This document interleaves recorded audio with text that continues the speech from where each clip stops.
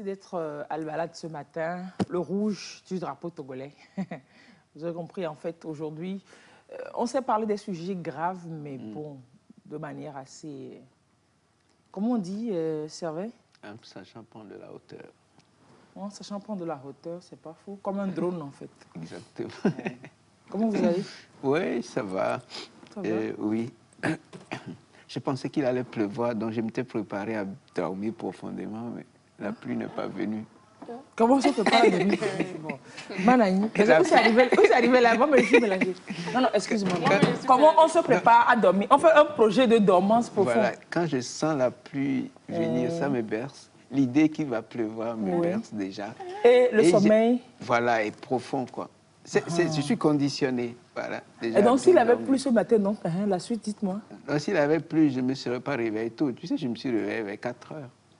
S'il avait plu, je me serais réveillé vers 6h30. Prendre une douche rapidement et venir te voir, quoi. Alors, s'il avait plu vers 6h? Une douche rapidement. S'il avait plu... la douche rapidement de Servet, bon, là, il va faire peut-être 2h15 au lieu de 3h25. Non, non, non, je ne traîne. Dans une seule... Non, non, je ne traîne plus comme avant. Là, je n'ai plus le temps. Là, tu fais que 2h. 2h25. Avant, tu fais 2h30. Il ne traîne plus comme avant. Non, si vous allez chez Servet, mais Servet n'est pas l'homme. Joe. Il n'a trop. Ou alors, si tu ne vas pas, Joe, demande une natte, fais ta sieste. Mon problème, c'est on ne peut pas courir dans la vie à la douche courir, quoi. Il faut prendre son temps. Tu te laves, tu te relaves, tu te rases. Ouais, surtout quand tu as un grand corps. Ouais, à la douche, franchement, et c'est là que tu peux siffler, tu peux chanter, tu peux même réfléchir. Et tu vois, et franchement, c'est l'endroit...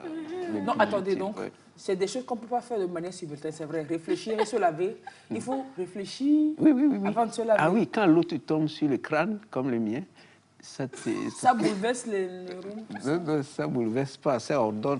Ah, ok, d'accord. Exactement, exactement. Voilà l'artiste aussi. Donc, et ça te fait réfléchir un peu. Donc tu es sous la douche et puis tu réfléchis. Oui, absolument. Beaucoup longtemps. Oui, mais tu te frottes pas forcément. Tu prends l'eau ou bien quand ça tombe sur la tête comme ça, tu penses à des choses qui pourront être utiles, quoi. Pendant 2 heures.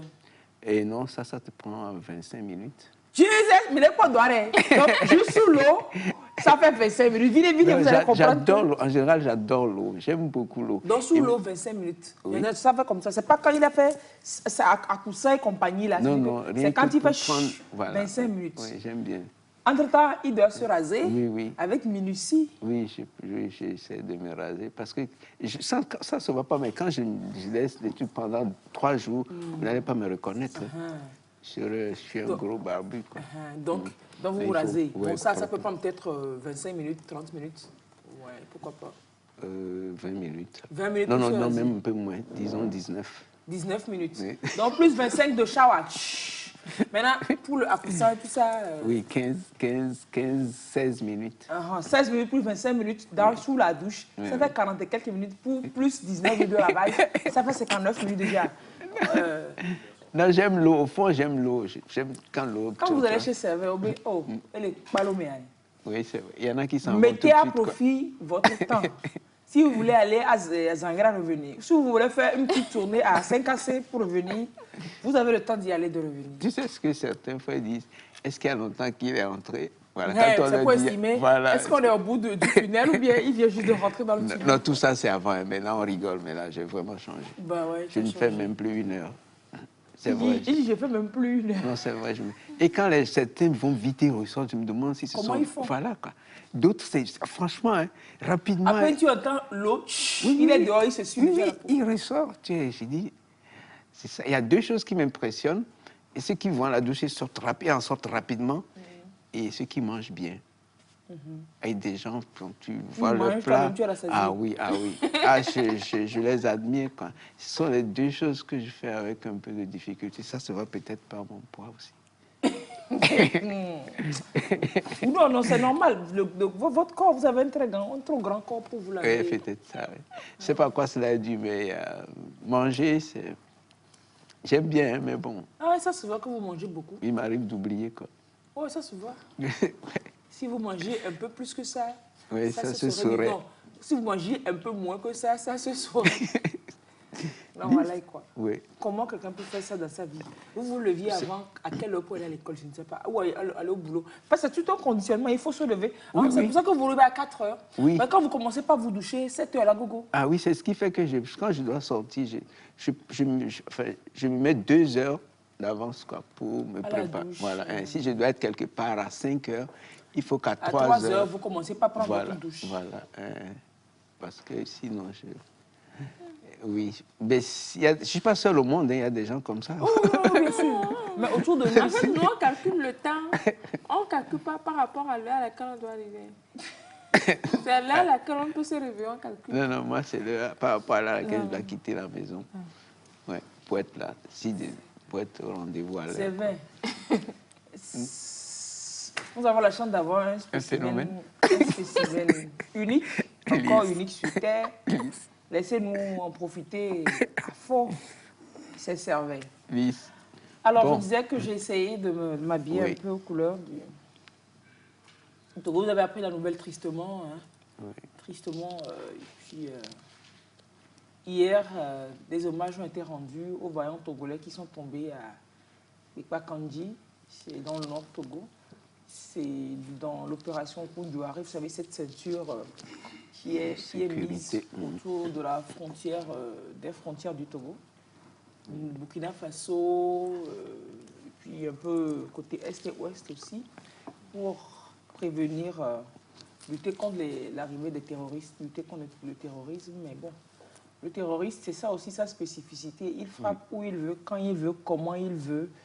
C'est compliqué et difficile d'anticiper sur son action, quoi. Et malheureusement, on a eu des gens qui sont tombés.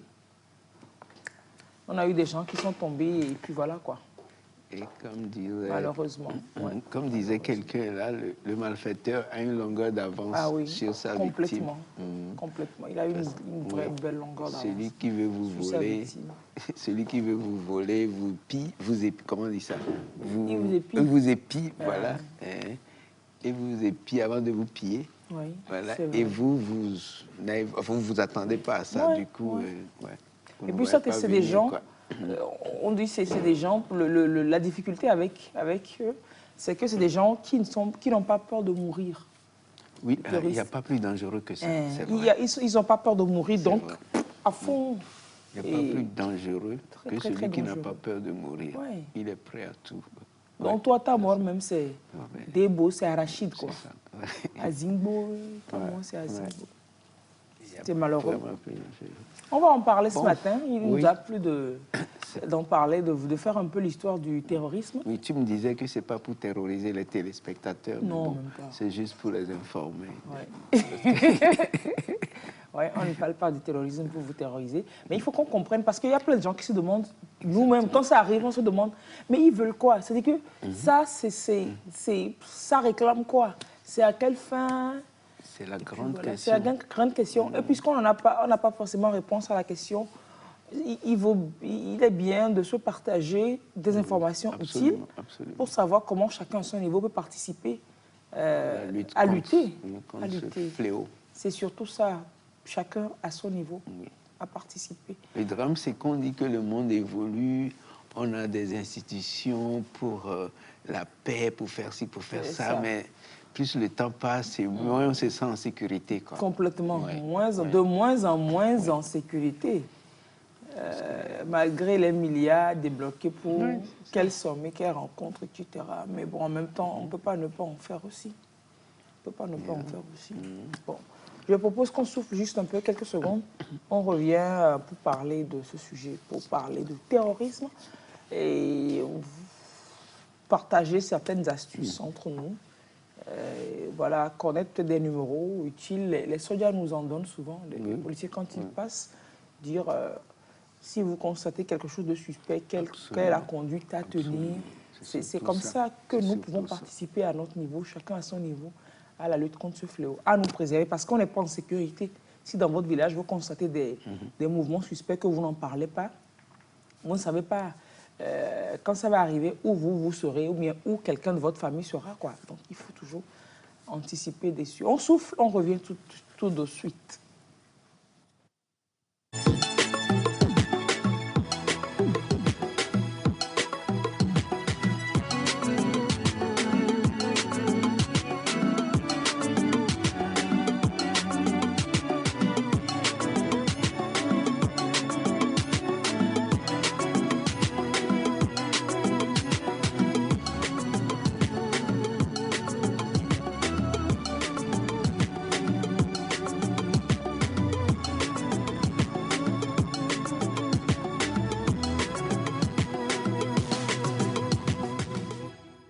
On va dire bonjour au docteur Alorou Maman. Bienvenue et merci d'être avec nous. Vous êtes historien. Donc vous, là, vous jeunes comme ça, vous êtes allé à l'école jusqu'à, c'est pour nous raconter, Miss Edroulo, Edrouneva. Non, il n'est pas contorien. Ça, c'est le conte, non? Miss Edrou, c'est le conte, non? C'est ça, dit contorien. Celui qui a étudié les contes, c'est un contorien. Historien, contorien. Oh ben ah bon, c'est pas le bleué. Tu es tombé dedans. Si c'est moi qui avais dit ça, il aurait su systématiquement que c'est de la Oui, maison. c'est vrai. Mais comme c'est vrai qui a dit, il se dit, ah, mais ça servait. C'est-à-dire qu'il faut trier parfois ce que je dis. Il faut Très faire souvent. un tri, quoi. Depuis qu'il fait ma compagnie, il faut apprendre à trier ce qu'il dit. Merci pour ta vérité. Merci infiniment. Mais oui. Alors, le terrorisme, docteur, non, comme je vous le disais, ce français même, il y a trop de mots dedans. On n'a qu'à parler Kabia de Koumet et puis c'est tout. Donc, Mohamed Haïm, c'est... Va jusqu'à la fin, ne t'arrête pas. Comment tu saurais que je t'ai trompé? De toutes les façons. Et puis moi, mon Kabia, c'est le Kabia de l'avenir. De l'avenir. Je vous dis ça souvent. Oui. Vous n'avez pas encore les armes, toute la grammaire pour comprendre mon Kabia. C'est ça votre Mais difficulté. le problème, c'est qu'il y a longtemps qu'il parle de cet avenir-là, mais on ne voit pas, on ne voit pas l'avenir venir, quoi. L'avenir lointain. C'est un avenir avenir fuyant. très lointain. C'est plutôt fuyant. C'est un avenir Donc, fuyant. jamais homme ne peut atteindre cet avenir-là. Et donc, Mohamed Haïm, c'est son nom. Autour de... Ah, voilà, autour de ça, c'est dans quel... Si moi, je n'aime pas ça. Je n'aime pas ça. C'est comme on faisait avant. Oui, non, non, ça, c'est le caviar d'avant Kouméa, quoi. Ouais, c'est vrai. Ce que je fais à Simon et puis à Claude là, c'est quand tu ne connais pas ta leçon. Et on dit de réciter la leçon. Et tu es debout. Géographie. Géographie. Le Togo. Retenons. Je n'aime pas ça. Je te dis que je ne connais pas ma leçon. Je n'aime pas ça. Je n'aime pas ça. Ça, c'est à la maison ou en classe? En classe. Quand tu te lèves et puis tu dois réciter là, la prochaine phrase, comme tu ne sais pas, tu trouves un bouc émissaire du genre, on te les drague, on avait si rien et donc pour rien. Tu es là. Géographie. Mais le titre, tu connais, puisqu'on a dû passer par plein de personnes avant d'arriver chez toi. Oui, tu connais au moins le titre. Géographie. Le Togo. Quand tu dis géographie en même temps, tu as déjà dit parce que personne ne dit géographie. Avant de commencer. Parce que tu veux traîner sur les mots. Géographie. Le Togo. Retenons. Le Togo. Je n'aime pas ça. Je n'aime pas ça. Je t'ai dit que je ne connais pas ma leçon. C'était camarade à qui tu disais. Tu connais, récite, il faut laisser. Laisse-les. Toi, travaille seulement. Non, ce qu'elle dit là, elle n'a pas ajouté que c'est ce qu'elle faisait. Jamais. Ah, voilà. Jamais. Franchement, c'est jamais, jamais. Dis ça, Je suis à télé, tous mes enseignants peuvent témoigner. Quand je pas en classe. Et si elle a dit géographie, c'est qu'elle avait de sérieux problèmes avec la géographie. Et bon, c'est vrai, attention. Pourquoi pas histoire? Non, voilà. Pourquoi elle n'a pas dit histoire? Les gens se plantent pas sur histoire. C'est géographie, ils disent pas histoire garçon. C'est géographie. Elle était brillante en tout. On a pris un trimestre pour qu'elle bûche la leçon de géographie, sa première leçon de géographie. Un trimestre pour qu'elle bûche la première leçon. Le plan d'un objet. Vous vous rappelez? Ça promet. Un trimestre. Et les autres leçons? La leçon, c'était juste une phrase. Hein.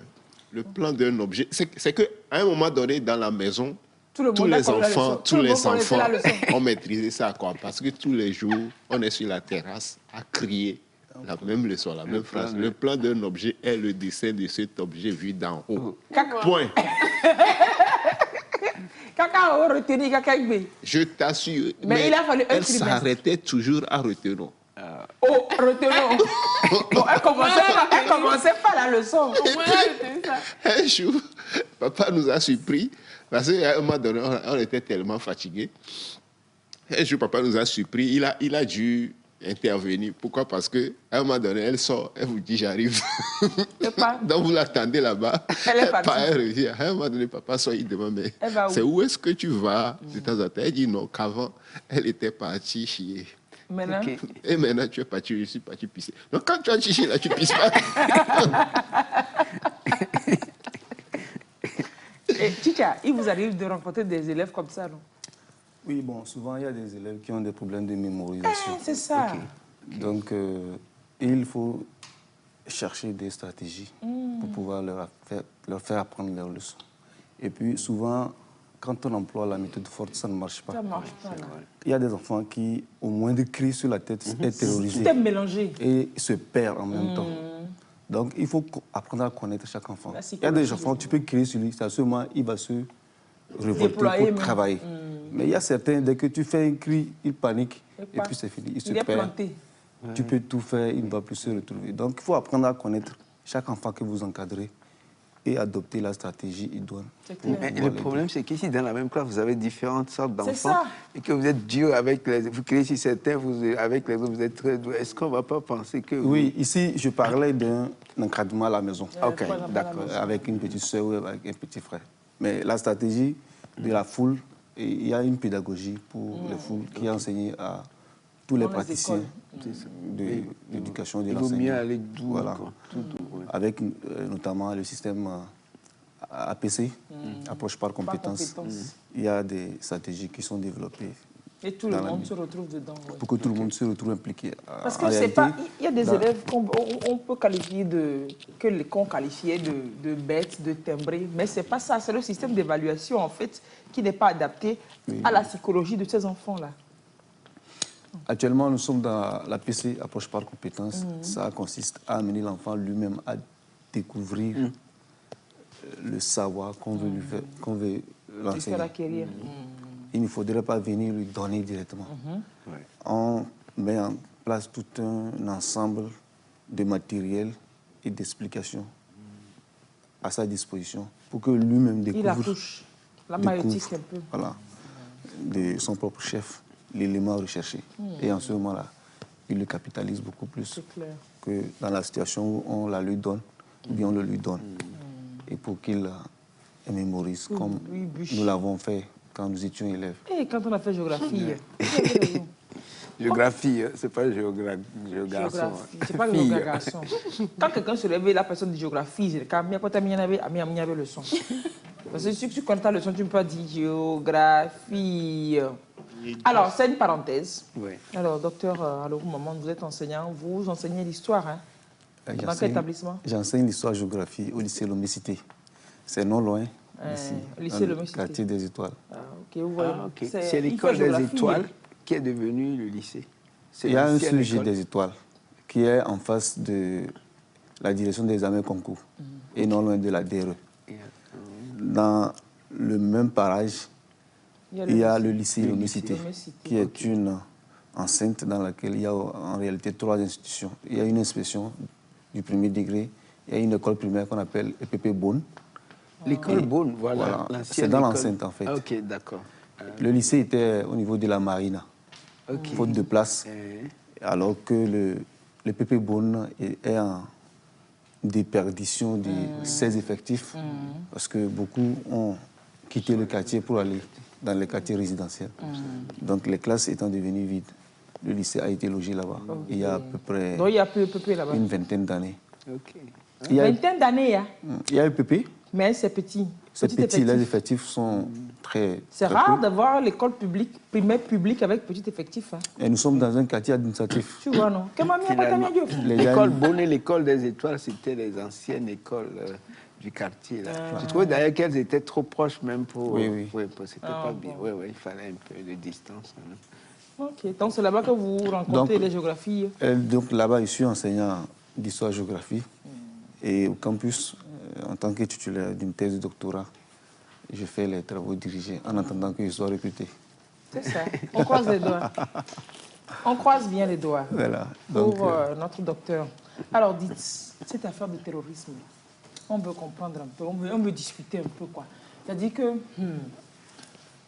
on ne comprend pas. Je ne sais pas si on peut comprendre. Mais sinon, c'est... Demander encore c'est quoi le terrorisme, c'est bizarre, mais dites-nous. Quelle définition est-ce qu'on peut donner? C'est l'éclatement des gens pour tuer d'autres? Je ne sais pas. Voilà, avant d'aller dans le vif du sujet, je vais faire un petit rappel par rapport à l'élément que vous avez évoqué. Qui doit frapper. Non seulement le drame, vous avez évoqué un élément portant sur les conteurs, les historiens. Oui. Pour rigoler. D'accord. Sur la question. Un conteur peut être considéré par un historien comme un informateur. Dans ses contes, l'historien puise des éléments d'information. Parce que l'historien, c'est un spécialiste des faits historiques. C'est celui qui établit les faits historiques sur la base d'une méthodologie enseignée au département d'histoire. Donc, on ne peut pas se lever comme ça et commencer par établir les faits historiques qui veut, mais celui qui a appris la méthodologie. Donc, c'est pourquoi c'est une science. Est-ce que dans les contes, est-ce qu'il y a des... Maintenant, les contes sont des sources de l'historien. Il y a des choses que l'historien peut puiser dans le conte? Oui. Les sources de l'historien sont diversifiées. Elles peuvent être des sources documentaires ou des informations orales. Ou également des sources archéologiques avec la mise au jour d'un certain nombre de matériels utilisés par les personnes d'un autre temps pour pouvoir expliquer les faits de leur société.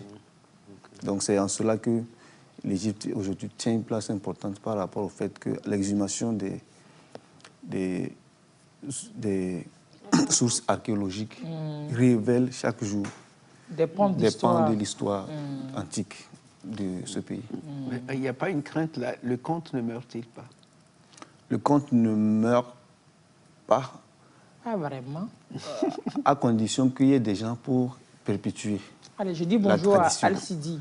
Al-Sidi, c'est l'un des conteurs du Togo. Dans les et sociétés... pour faire revivre le conte là, ils ont développé un concept, le conte jazz, conte, quelque chose comme ça, oui. Mais c'était très bien. Ils étaient en performance jeudi dernier à l'Institut Goethe de Lomé. C'est une manière, c'est dire que les gens créent de différentes manières de faire revivre le conte toujours, qui ne peut pas mourir. Ça ne peut pas mourir si on met en place des stratégies, comme tu le dis, pour le perpétuer. Mais au cas contraire, il va mourir parce que nous sommes dans l'ère de l'informatique et tout. Absolument. Et ce modernisme est en train de prendre le pas sur tout. Nous sommes en train de renier un certain nombre de nos traditions. Absolument. Les gens ont la honte de faire un certain nombre de choses que les gens faisaient avec fierté avant. Donc, s'il n'y a pas de gens pour être les relais de ces traditions, elles vont finir par se dissiper comme ça. Moi, c'est ma crainte parce qu'au fond, heureusement qu'il y a encore dans les villages certains jeunes qui s'intéressent à nos traditions et tout. Et ces jeunes doivent être soutenus. Exactement, exactement. Parce que si on ne les soutient pas, ils vont pas s'intéresser beaucoup plus Non, ils vont retrouver Zémidjan et puis c'est bon. Parce que chaque jeune maintenant nourrit des rêves. Il ne peut pas être dans le village et voir ses semblables qui reviennent de la ville ou des zones urbaines venir faire des réalisations et lui être toujours là. Il est conteur. C'est comme le site Kuntamaku, ce que nous appelons communément les Tatatamberma. La dernière fois que j'ai été là-bas, c'était je pense en 2013. On a fait une sortie sur le terrain, mais j'ai constaté amèrement que ce sont des habitats que les gens faisaient et continuent pas à faire. Mais ils ne sont pas soutenus et ils vivent dans une misère pas possible. Si ces gens ne sont pas soutenus et d'un jour à l'autre commencent par délaisser cette pratique pour emprunter les techniques de construction modernes, le Togo ne va plus avoir un site classé dans le patrimoine culturel mondial de l'UNESCO. Donc c'est des trucs comme ça qu'il faut soutenir, à mon avis. On va croiser les dents, on va dire ça va aller. Donc un historien, je le disais tantôt, c'est un spécialiste des faits historiques. Et c'est l'ensemble des faits historiques qui constituent l'histoire. Et donc l'histoire, c'est la connaissance scientifique des faits humains du passé. Qu'est-ce que vous appelez faits historiques? Et pardon, qu'est-ce que vous appelez terrorisme? Qu'est-ce que vous appelez terrorisme? Non, on va revenir à ton sujet. Voilà. Un fait historique, c'est ma naissance, par exemple. Un fait historique, c'est un phénomène historique. C'est lorsque vous établissez, vous analysez, d'accord, les différents éléments d'un fait sur la base d'une méthode qu'on appelle la déontologie de l'écriture de l'histoire et qui est scientifiquement prouvée par des sources qui permettent à ceux qui vous lisent d'aller constater si vous dites la vérité ou c'est faux. Je dis par exemple que le 27 avril 1968 est devenu un pays indépendant. C'est un fait historique. Si vous voulez vérifier, vous allez dans les archives, vous allez voir qu'effectivement, ça s'est passé. Ouais. Ma question, au fond, c'est à partir de combien d'années un fait devient-il historique? Dès qu'un fait est passé, il est rentré dans l'histoire. Oui, passé, c'est long. Maintenant, il y a des écoles historiques. Il y a certaines écoles qui estiment que pour qu'un fait soit analysé avec de la hauteur, il faut qu'il y ait minimum 50 ans entre le déroulement du fait et l'analyse du fait, sous forme d'écriture de l'histoire. Ça, c'était cette école. Il y a une autre école qui dit que quand on parle du passé, même hier, c'est un passé. Même l'instant. Même tout de suite, passé là, c'est passé. C'est passé. Donc, l'historien doit appliquer sa méthode qui consiste à être objectif en tout état de cause. Si on fait preuve d'objectivité dans le travail, peu importe la période au cours de laquelle l'élément s'est passé, on peut établir des faits historiques sur. Donc, c'est des champs. C'est des champs de recherche. On a compris le cours entre vous et Servet. Font des débats. Parce que vous avez des têtes qui se ressemblent. C'est bien, c'est bien. Et c'est la fête du takpekpe. Maintenant, parlant du terrorisme. Merci, merci. Bienvenue. Bienvenue chez nous. Alors, comment est-ce qu'on peut définir ce terrorisme-là? Le terrorisme, en réalité, la première fois qu'on a utilisé le terme terrorisme pour qualifier un fait, c'est au cours de la Révolution française. Hein? Au cours de la Révolution française. 1769, 1789, là. 789. Ah donc, bon? peu de temps après la Révolution française, il y a eu un groupe qui a attaqué et mis le pays sous une terreur en France avec la chute de Robespierre. Donc, c'est la première fois où on a utilisé le mot terrorisme pour qualifier un fait. Le mot existait déjà ou bien? Mais en réalité, des faits similaires se sont passés bien avant la Révolution française. Donc, j'ai voulu faire l'historique du concept, en fait. Donc, quand on veut retourner dans le passé, il y a eu des faits qui peuvent être qualifiés des faits terroristes. Mais la définition qu'on peut donner au mot terrorisme n'est pas une définition unique, parce que c'est un mot dont la définition se base sur des échelles. Mais d'ici, j'ai retenu au moins deux définitions. La première définition que j'ai retenue, c'est que c'est une idéologie, mais surtout un ensemble d'actes violents et illégaux commis avec l'objectif de provoquer un climat de terreur au sein de l'opinion publique ou d'ébranler la force d'un gouvernement ou d'un groupe. Claire. La deuxième définition que j'ai retenue, c'est celle que le livre blanc de la République française a donnée du concept. Selon le livre blanc de la République française, le terrorisme, c'est un ensemble d'actes auxquels on recourt des adversaires qui s'affranchissent des règles de la guerre conventionnelle pour compenser l'insuffisance de leurs moyens afin d'atteindre leurs objectifs. De façon résumée, avec ces deux définitions, on comprend que le terrorisme cherche avant tout à semer un climat de terreur et il opte pour cette stratégie parce qu'il n'a pas les moyens d'affronter celui qui l'attaque, son adversaire, de façon conventionnelle. Et c'est ce qu'il faut retenir aussi des conflits classiques, de la guerre classique, où la guerre a ses lois. Mais le terrorisme, ça n'a pas ça ne respecte aucune loi. C'est une guerre hybride. Aucune règle. Ils ont une insuffisance de moyens qui ne leur permettent pas d'affronter l'État ou le groupe adversaire. Donc, mais ils procèdent par une déstabilisation, une guérilla, une terreur, afin de revendiquer une cause ou de faire parler d'eux. Voilà. Maintenant, oui, revendiquer une cause, d'accord, c'est les grands éléments. Mais après, des fois, tu te demandes c'est quelle cause on revendique. Par exemple, ce qui s'est passé chez nous récemment, ce qui se passe au Burkina, on se dit, c'est quoi leur revendication? Exactement. Dans d'autres pays où on classe certains groupes de terroristes, c'est peut-être des indépendantistes, des gens, on connaît leurs revendications claires. Mais ici, là, c'est quoi la revendication? Ok, merci. Avant de parler du cas du Togo, on va recourir un peu aux faits historiques. Il faut dire que le terrorisme remonte à l'Antiquité. À l'Antiquité où l'Empire roumain était un empire d'occupation. Notamment dans la Judée, il y a eu un groupe de personnes, notamment les Zélotes, qui ont attaqué les troupes roumaines d'occupation de façon systématique. Et ces attaques-là sont des attaques terroristes. Ils veulent le départ de l'occupant. Ça, ils ont un objectif. Voilà. Donc, au niveau de l'histoire, dans le temps, au fur et à mesure, le terrorisme a évolué. Même au Moyen-Âge également, il y a eu des faits qui sont considérés comme des faits terroristes. Mais le phénomène a pris de l'ampleur à partir du 19e siècle. À partir du 19e siècle, avec la mise sur pied des explosifs chimiques, le mouvement a changé sa stratégie. Avec également les masses médias. Les masses médias qui ont pris de l'ampleur. Ça leur permet d'avoir une visibilité.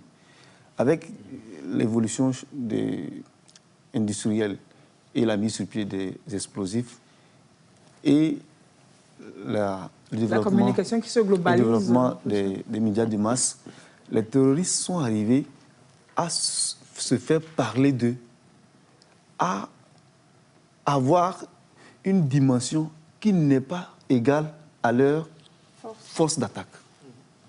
Il suffit qu'ils commettent un attentat ou un acte pour s'aimer la terreur, pour qu'on en parle à travers tout.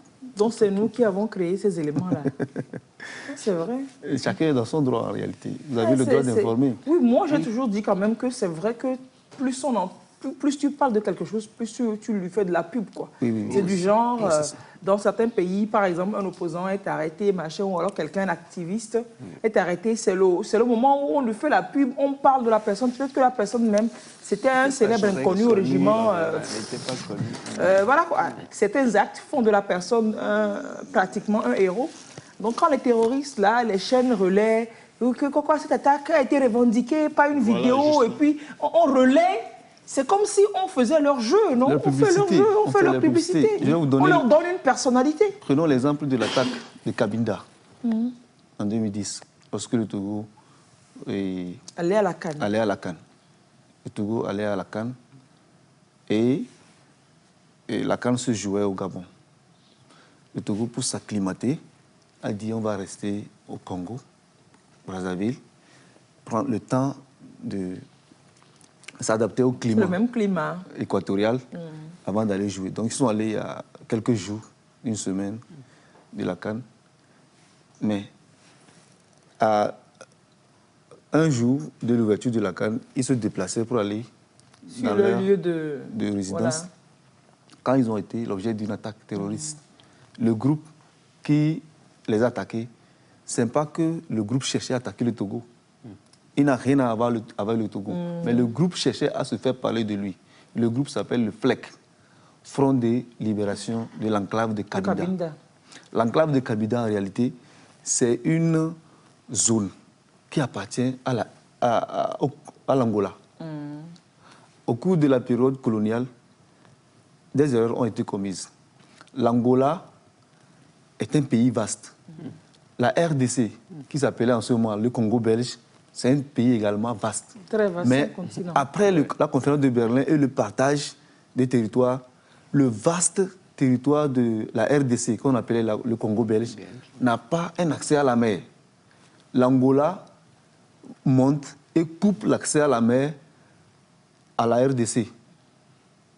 Mais le roi belge, dont on a fait du Congo sa propriété, a réclamé un accès du Congo belge à la mer. C'est ainsi que le territoire angolais a été coupé pour donner une petite côte maritime au Congo belge, que nous appelons aujourd'hui RDC. Alors, le Cabinda là, est resté en haut, l'Angola est en bas, séparé par la côte maritime de la RDC. Mais il s'est fait que Cabinda est très riche en ressources, notamment le pétrole. Donc l'Angola ne veut pas que les cabinets soient indépendants. Les cabinets disent qu'à partir du moment où c'est séparé là, nous sommes des cabinets, vous êtes des Angolais. Nous, on peut vivre se tranquille. Diriger. Et depuis que l'Angola est indépendant en 1975, ils n'ont jamais accepté cette cause indépendantiste des cabinets. Donc c'est parce qu'on n'a pas... On a fait une scission dans le pays pour permettre à quelqu'un d'avoir accès à la mer. Donc ça a coupé le pays, que les autres sont... Tu vois, non? Ils réclament leur indépendance, en fait. C'est clair, parce qu'ils se disent qu'ils peuvent vivre... oui, surtout qu'ils ont du pétrole. C'est ça. Économiquement, ils peuvent tenir. Donc, l'État angolais ne veut pas entendre ça de cette oreille. Et pendant longtemps, le mouvement qui réclame cette indépendance a été maîtrisé. Mais il s'est fait que le mouvement s'est militarisé. Avec l'aide de personnes. Et fait des attaques terroristes. Donc, ils ont trouvé l'opportunité pour se faire parler d'eux avec les équipes ivoiriennes, togolaises. Il y avait 3 ou 4 équipes qui se sont acclimatées au Congo, excusez-moi, avant d'aller au Gabon. Donc, c'est tombé sur le Togo. Ça aurait pu tomber sur la Côte d'Ivoire. Leur objectif, ce n'est pas tirer sur les Togolais, mais faire parler d'eux au cours de ce grand événement. Et voilà. Évidemment, les médias en ont fait écho à travers tout le monde entier. On sait, à partir de cette attaque terroriste, qu'il y a un mouvement indépendantiste au Cabinda. Donc, c'est en réalité l'ampleur que le phénomène a pris au 20e, au 19e, 20e et au 21e siècle, notamment avec les réseaux sociaux. C'est encore plus rapide. Et surtout quand... Un terroriste individuel perpètre son attaque, lui-même, il filme et met sur les réseaux sociaux. Et on va en parler. Et on relaie ça. Surtout quand ils s'en prennent à des journalistes, ça a encore plus de d'effet. On en parle. Oui, parce que souvent, il y a eu un journaliste qu'on avait égorgé, je crois que c'était au début de la guerre en Syrie ou en Irak, on l'a égorgé. Et je n'ai pas vu les images, mais ils ont flouté, quoi. Et vous entendez le cri du journaliste. Voilà. Oui, quand on... Voilà.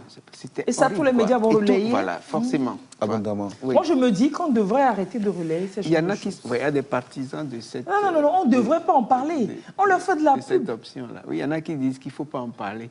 Mais c'est difficile aussi de ne pas en parler parce qu'en même temps, ça peut être une mise en garde. C'est un dilemme. Voilà, c'est un dilemme.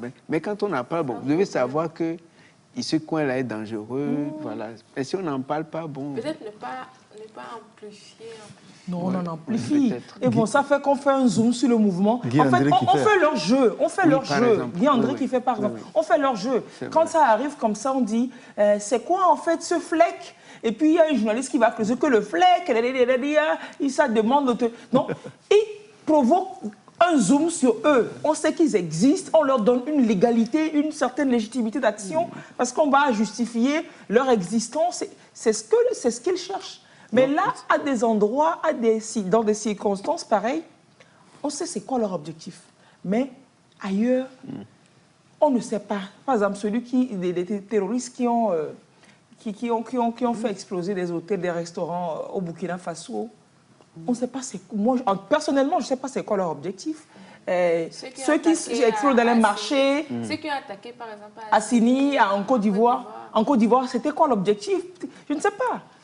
Ils s'attaquent peut-être à des intérêts de leurs ennemis dans certains pays, je ne sais pas. Le terrorisme actuel a un principe qu'on appelle le principe des 3 S. Le secret et le symbole et je pense la stratégie. C'est-à-dire qu'ils font tout de façon secrète et ils s'attaquent au symbole d'un pouvoir ou d'un groupe adversaire. Donc, ils choisissent bien leur cible avant d'aller perpétrer les attaques. Ce n'est pas pour rien que Ben Laden a attaqué les jumelles. Les tours jumelles. Les tours jumelles des États-Unis. Ils savent que c'est le symbole de la puissance économique des USA et militaire. C'est un défi. C'est un défi que Ben Laden avait lancé aux Américains. Donc, il y a toujours une revendication. c'est quand ils réclament une attaque plutôt, quand ils réclament une attaque, qu'on sait de façon explicite que c'est ce qu'ils sont en train de chercher. Mais quand des gens commettent, là où c'est flou, des gens commettent des attaques et il n'y a aucune revendication. Depuis que ce phénomène est arrivé au Burkina Faso, il n'y a pas eu de Jamais de revendication. Oui, oui. Il n'y a jamais de revendication. C'est ce qui est intriguant. Mais en réalité, tout le Sahel ou l'Afrique de l'Ouest a commencé par avoir des problèmes avec la chute de Kadhafi. Oui, la Libye. Et il y a une part de responsabilité des États. Vous avez, aux États-Unis, en France, en Belgique, vous commettez une attaque. Pas plus de 12 heures, on va vous arrêter. On va chercher, on va fouiller et vous arrêter. Les médias en parlent très souvent. Oui. Ils ont des moyens modernes qui repèrent, qui font que tout le pays est maîtrisé. Dans les pays africains, il y a une faillite de l'État dans certaines zones.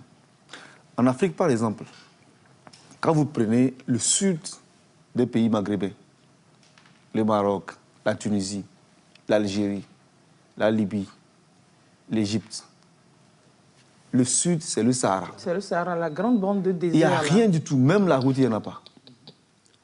Ces pays-là, en réalité, se résument à leur partie septentrionale, où ils ont leur capitale, où ils sont proches de la mer Méditerranée, où ils sont également proches de l'Europe. Mais vers le sud, il n'y a pas une mise en valeur du territoire comme cela se doit.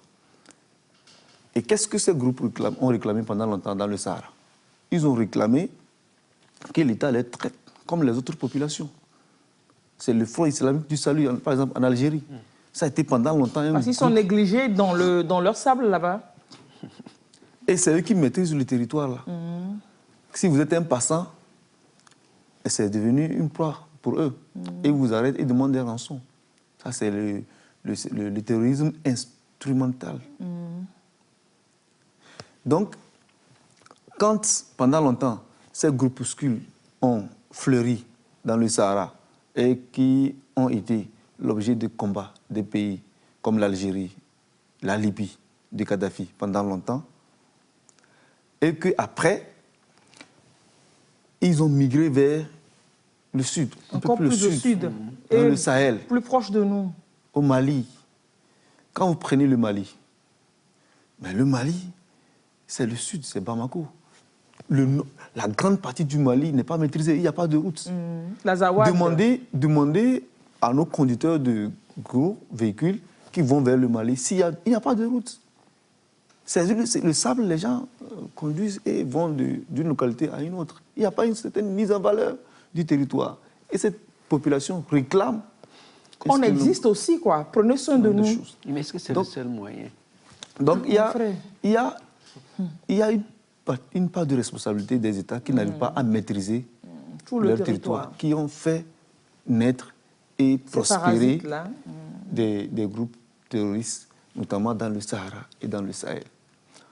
Les États-Unis, c'est l'un des pays les plus maîtrisés au monde. Ils ont un désert. C'est ça, ils ont le Texas, c'est grand, mais ils maîtrisent. Donc, ça fait que ça a donné une opportunité à ces groupes-là. Maintenant que nous n'avons pas les moyens de les traquer, comme les pays occidentaux. Je me rappelle... Ils disent qu'on nous donne les moyens de les traquer, non? Je me rappelle d'une attaque en France, quand le terroriste a été traqué, il s'est enfui, il est allé dans une forêt, ça a pris 3 jours, on l'a débusqué. Mais ici, quelqu'un vient, il commet une attaque, il se volatilise comme ça, et puis on ne le voit pas. Nous n'avons pas les moyens de les traquer, comme cela se doit. Donc il faut vraiment... En Afrique, ça devrait être... Le travail devait être fait dans la prévention.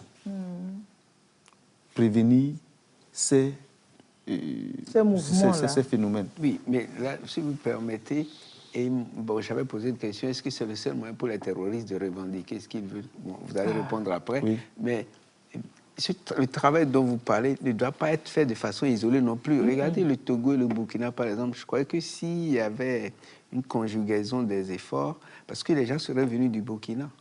Voilà. Et le Burkina aurait peut-être su, voilà, ok. Il y aurait peut-être eu un contrôle. Je ne sais pas comment, bon, je ne suis pas spécialiste des questions de... Ils travaillent en synergie. Ils travaillent normalement. Les troupes togolaises travaillent de commun accord avec les troupes burkinabées et autres. Mais c'est qu'ils n'ont pas les moyens modernes pour faire le travail. Sinon, il y a une communication. Il n'y a aucun pays qui vit de façon isolée aujourd'hui. Quand vous êtes un malfaiteur, que vous commettez une forfaiture dans un pays et que vous traversez la frontière, il y a une communication qui est établie pour pouvoir vous arrêter. Mais aujourd'hui, ce qu'il faut reconnaître, c'est que tout le nord du Burkina Faso n'est pas maîtrisé. Là, c'est plutôt le sud. La menace, c'est comme s'ils savaient plus tout le pays. C'est-à-dire que c'est, on va dire, le côté est. OK. Tout le l'est du Burkina Faso. Parce qu'en réalité, le Burkina Faso, il y a une partie qui descend sur la Côte d'Ivoire, vers Banfora, où vous avez un climat qui est un peu humide. Mais vers le nord et l'est, c'est carrément... Là où c'est sec, là. Voilà. C'est pas maîtrisé. Et c'est un territoire où circulent librement les terroristes.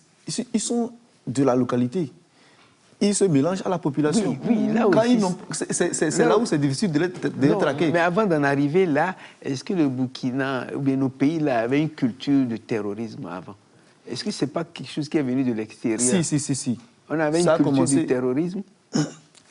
Il n'y en avait pas. Ouais. Il n'y en avait pas. Ouais. Comme je le disais tantôt, il y avait ça dans le Maghreb. Oui, donc c'est cette bande de personnes vulnérables et abandonnées là. Dans le groupe connu est le FIS, le Front Islamique du Salut. Il commettait des attaques sans pitié en Algérie. Et ces groupes ont été l'objet d'un combat de l'Algérie pendant longtemps, même en Libye. La Libye, c'est un regroupement de plusieurs ethnies. C'est seul Kadhafi qui a réussi à les soumettre. C'est pourquoi, quand ça a commencé, même pendant longtemps, pendant tout son règne, il n'a pas pu maîtriser certaines régions totalement, mais il comme Benghazi. Oui. C'est pourquoi c'est la localité qui a été au-devant lorsqu'on l'attaquait. Donc, il y a des groupes comme ça qui naissaient et qui commettaient des attaques terroristes. En fait, parce que c'est des groupes, des groupes minoritaires, peut-être des personnes marginalisées qui cherchaient toujours à se faire voir, qui cherchaient à se faire prendre en compte leurs préoccupations.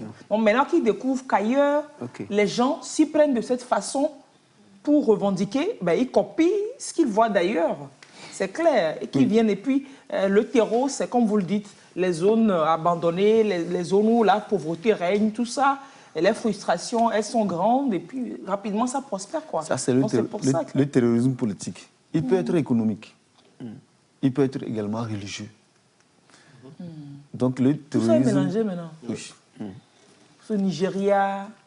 Ce qui se passe au Nigeria, c'est un terrorisme religieux, où les gens veulent imposer à tous les pays une charia, c'est-à-dire que la vie basée sur l'interprétation du Coran, alors que tout le pays n'est pas islamisé.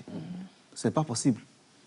Et donc, ils font des attaques en disant que l'Occident est venu gâter le pays et que l'école occidentale est mauvaise, c'est haram. C'est ça qui a fait beaucoup haram.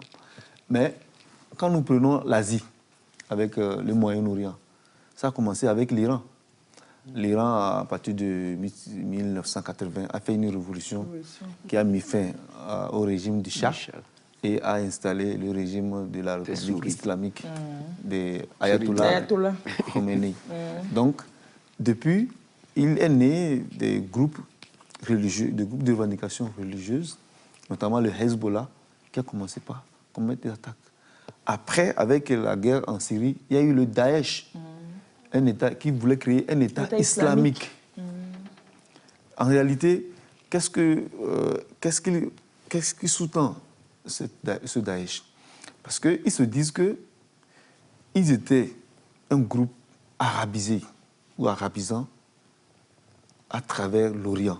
ou le Moyen-Orient, ou le Proche-Orient.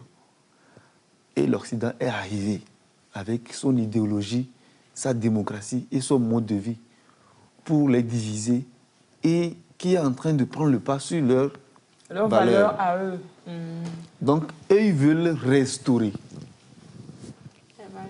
Ce les qu'ils valeurs pensent d'antan que l'Occident en a imposant fragilisé. une république. Donc, la république du Daesh, ce n'est pas un seul pays. C'est pas conçu dans un Non. seul territoire, c'est Tous les Arabes. une zone... Donc, mettre de côté tout ce que les Occidentaux ont amené et avoir un État arabe qui s'appuie sur la charia. Et ça a eu des échos en Afrique avec Al-Qaïda au Maghreb islamique. Et le Mali, qui avait un territoire vaste, vers le nord, il n'y avait pas une certaine maîtrise, où il y avait un groupe qui réclamait également son autonomie. L'indépendance lazawade. Parce que quand vous allez vers le nord du Mali, vous allez rencontrer des populations qui ne sont pas forcément des Noirs, un peu, ça arrive vers les Touaregs et tout. Donc ils se disent qu'ils ne sont pas en réalité des Maliens et qu'on peut leur donner leur autonomie. Donc ce sont des revendications politiques. Mais après tout également, il y a eu des revendications religieuses qui estiment que tout ce que les Occidentaux ont amené, c'est mauvais et qu'il faut mettre de côté tout ça là, avec la destruction des statues, des monuments, les mausolées à Tombouctou, des œuvres historiques. Pour eux, c'est haram, donc c'est du fétiche, il faut casser tout. Donc, il y a un enchevêtrement de causes qu'ils sont en train de mettre au devant lorsqu'ils font des attaques. Et donc, c'est ça qui, progressivement, a migré. Du Maghreb, c'est venu vers le Sahel. Du Sahel, on n'a jamais pensé que ça va venir vers les pays côtiers. Jamais on n'a pensé que ça va venir vers les pays côtiers. Ça a commencé avec quelques attaques au Bénin, avec les attaques de Pendjari, où il y avait également eu mort d'hommes. Oui, le Bénin n'est pas épargné également. Oui, le Bénin n'est pas épargné, pas une seule fois d'ailleurs. Et après, ça a commencé par migrer vers le sud. Ils veulent mettre, ils veulent semer de la terreur et mettre en difficulté les États. Je crois que même avant le Bénin, il y avait eu la Côte d'Ivoire. Oui, Il y avait une depuis attaque un moment, en Côte d'Ivoire. dans leur station balnéaire à Séville. Voilà, Oui. une station balnéaire, effectivement. Et ce qui est un peu la difficulté un peu dans ces attaques qui se font en Afrique de l'Ouest, notamment dans les pays côtiers, il n'y a pas de revendication. C'est ça. Et quand il n'y a pas de revendication, vous ne savez pas réellement... C'est qui, la personne veut quoi? Oui, l'organisation de la chose, qui est le commanditaire, qu'est-ce que l'organisation revendique et tout. C'est fait exprès, ce silence-là. C'est fait exprès. Pour causer quoi? Pour chercher quoi? C'est mieux de la terreur. Non, mais c'est grave, quoi. Parce qu'aujourd'hui... Ils savent qu'ils ne peuvent pas, de façon conventionnelle, s'affronter au pays. On va les écraser. Est-ce que s'ils font des revendications, est-ce qu'elles seront... Ça peut être pris en compte. Les revendications légalement, ça va demander s'ils peuvent faire autrement. Pour pas parce que, par exemple, quand vous parlez de l'Algérie, du fils, je ne pense pas que ce sont des populations qui sont levées du jour au lendemain pour se constituer en groupe terroriste. Je pense peut-être qu'il y avait des revendications qui étaient faites déjà. Mais puisqu'ils n'étaient pas écoutés, ils ont choisi la manière forte. Oui. C'est également le cas. Mais ce qui a rendu la situation beaucoup plus pire, c'est qu'il y avait ces groupes qui étaient maîtrisés un tout petit peu, mais qui étaient instrumentalisés également. Pendant longtemps, les terroristes ont été instrumentalisés. Ben Laden a été le bras des Américains. Formé et entretenu par les Américains afin de déstabiliser le régime afghan, alors soutenu par les Russes. Oui. En Libye, les terroristes ont été armés et entretenus par Kadhafi pour commettre des attentats dans les pays occidentaux. C'est pourquoi Kadhafi a été pendant longtemps une paria des Occidentaux. Et il a instrumentalisé ce terrorisme en faisant du chantage avec les otages, la prise des otages, et réclamaient aux Occidentaux une certaine reconnaissance. C'est pourquoi, vers la fin, il y a eu une certaine amélioration des relations L'affaire entre des infirmières bulgares et compagnie. les Occidentaux et Kadhafi. Lorsqu'ils ont commencé par l'attaquer, c'est en ce moment qu'il les a encore libérés et armés. C'est ce groupe armé qui s'est essaimé dans le Sahel. Parce que les armes, en fait, ça, ce n'est pas des trucs périssables. Tu donnes une arme à quelqu'un Kadhafi aujourd'hui, était- c'est sur le long terme, la personne va l'utiliser. La quoi. Libye, c'est un pays très, très armé au moment où Kadhafi était au pouvoir. Il avait les moyens. Donc, il ne lésinait pas sur les moyens quand ce qui concerne les armes. Et là, quand l'État est tombé, tout le monde a pu avoir aussi accès à ces armements. En Libye, Au-delà actuellement, les groupuscules sont libres. Ils ont leur prison privée. Ils ont leur organisation privée. Ils font ce qu'ils veulent. Et il y a du pétrole. Dans ce pays-là, il y avait des Maliens. Il y avait des Burkinabés qui étaient des terroristes Donc, ils ont replié chacun chez engagés lui. par Kadhafi, Donc, profession terroriste. qui avaient l'usage facile des armes. Après que Kadhafi est mort, ils vont chercher leur sont boulot retournés. ailleurs. Ils sont retournés. Certains dans leur pays, souvent les Touaregs. Et ce qui est encore plus grave, c'est quand nos frères traversent le Sahel et le Sahara pour aller dans ces pays afin de pouvoir Aller en Occident. rejoindre l'Occident. Ils sont l'objet de Trafic, c'est grave. ratissage, de prise d'otages et de réclamation des rançons. Et c'est ça qui permet à ces groupes également de se financer.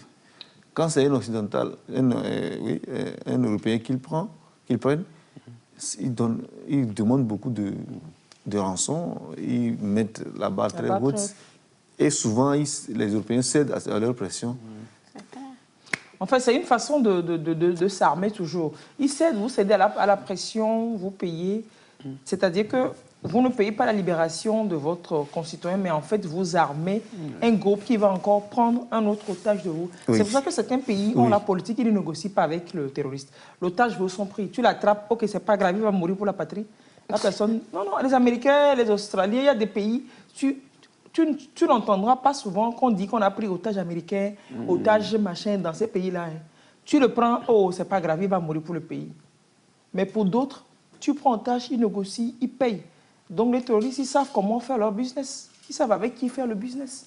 Au bout d'un moment, il faut quand même peut-être assez virer quoi, pour s'en sortir. Ils ne prennent pas souvent les Russes non plus. Ils prennent pas, tu vas prendre un Russe. un Russe. Au doyen, ouais, tu as perdu ton temps. Lui-même, là, il est prêt à mourir.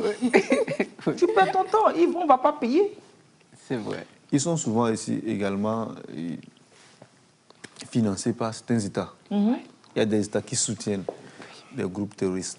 Comme les États-Unis ont soutenu le groupe terroriste de Ben Laden en Afghanistan afin de pouvoir déstabiliser le régime afghan soutenu par les Russes. Il y a également les Iraniens qui soutiennent le Hezbollah libanais pour pouvoir déstabiliser le régime. Il y a le Qatar.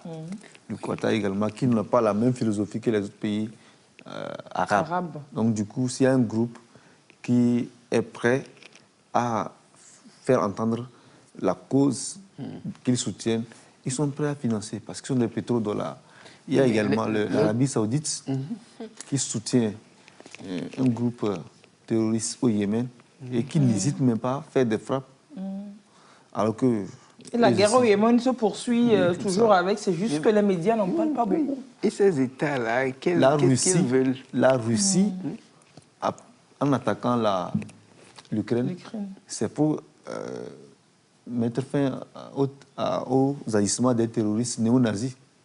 C'est ce qu'il dit. C'est ce que la Russie a dit. C'est ce qu'il dit, oui. Il considère le président russe ukrainien comme un néo-nazi. Un groupe terroriste dans le sud de l'Ukraine, dans le Donbass, qui était considéré comme un groupe néo-nazi et qu'il fallait combattre. Donc, ces groupes ont toujours existé. Oui, mais les États qui les soutiennent, par exemple l'Arabie Saoudite et le Qatar, bon, c'est vrai. Et quel est leur objectif, ces États-là? Déstabiliser. Ouais, déstabiliser quoi? Ils ont les sous, ils n'ont pas besoin de... Je ne sais pas, est-ce qu'ils... C'est pas une cause économique. C'est une cause peut-être culturelle. Il y a une... Mais ils ne peuvent pas coloniser, du coup, il faut attaquer. C'est ça. Hein? Il y a... Non, en réalité, ils veulent que ceux qui sont au pouvoir et qui n'ont pas la même idéologie ou la même vision de l'islam qu'eux ne soient pas au pouvoir.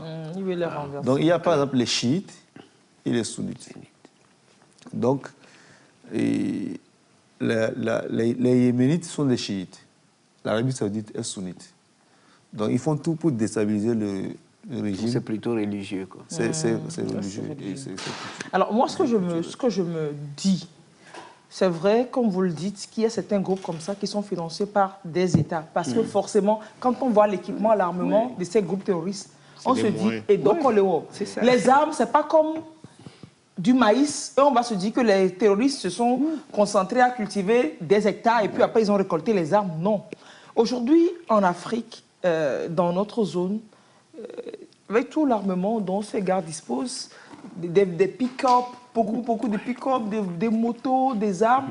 Donc quand ils vont là, à la boutique d'armes, ils achètent beaucoup d'armes. Ils ne sont pas militaires, ça ne dit rien aux vendeurs d'armes.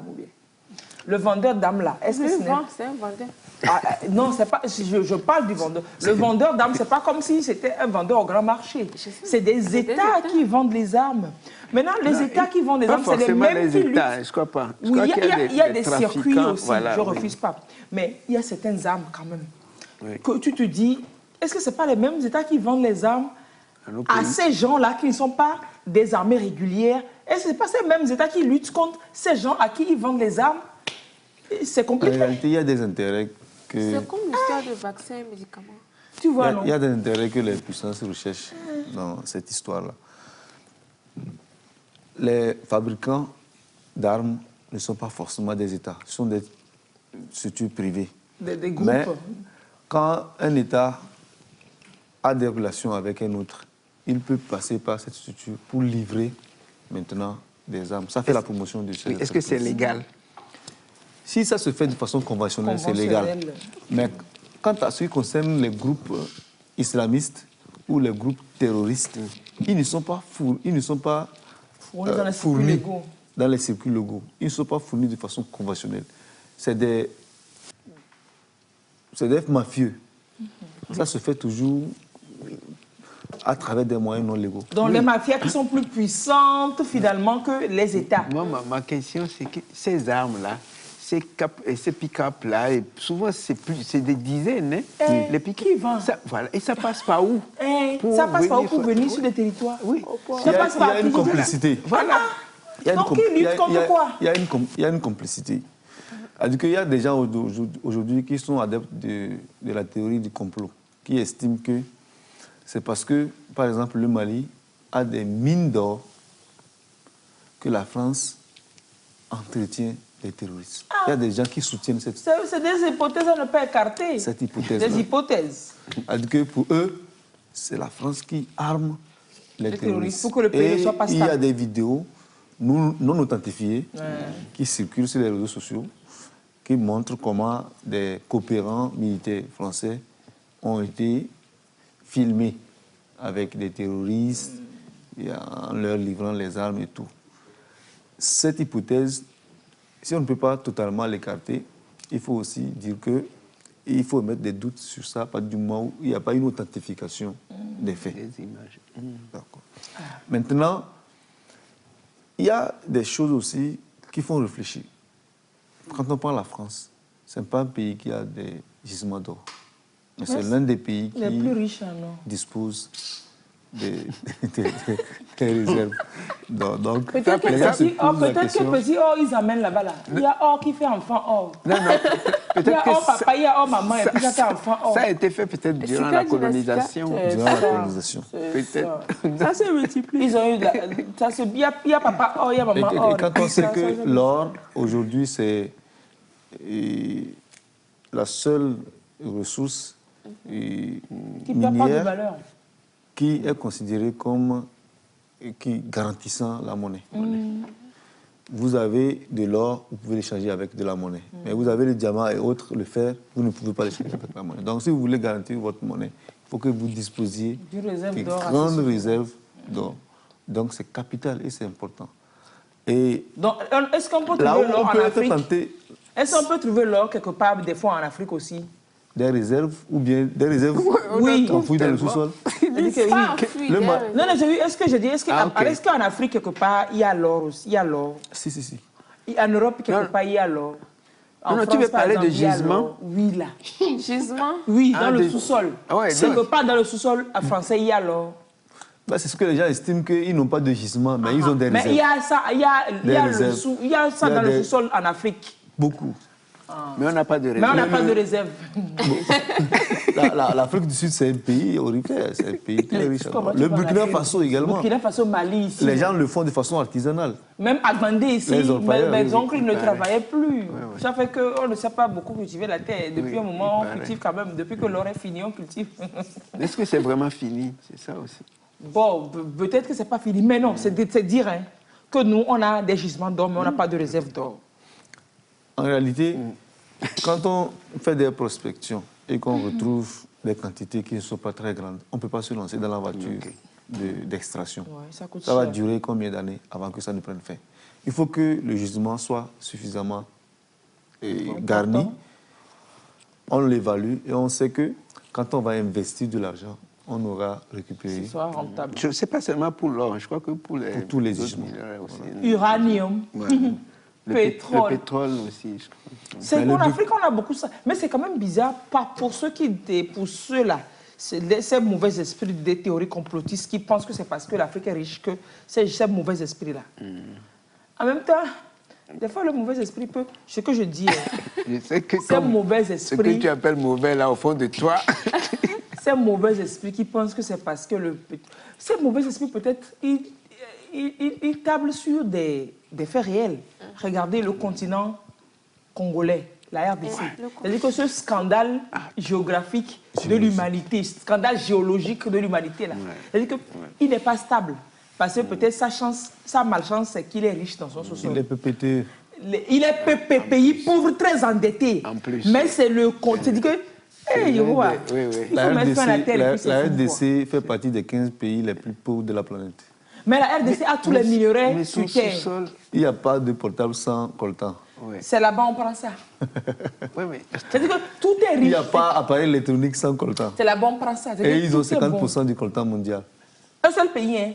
50% du coltan de toute l'humanité. Le cobalt, on n'en parle pas. Le cobalt. Même le fleuve, il paraît que si on construit un barrage là-dessus, ça peut alimenter une bonne partie. C'est-à-dire qu'ils ont tout dans le sous-sol là.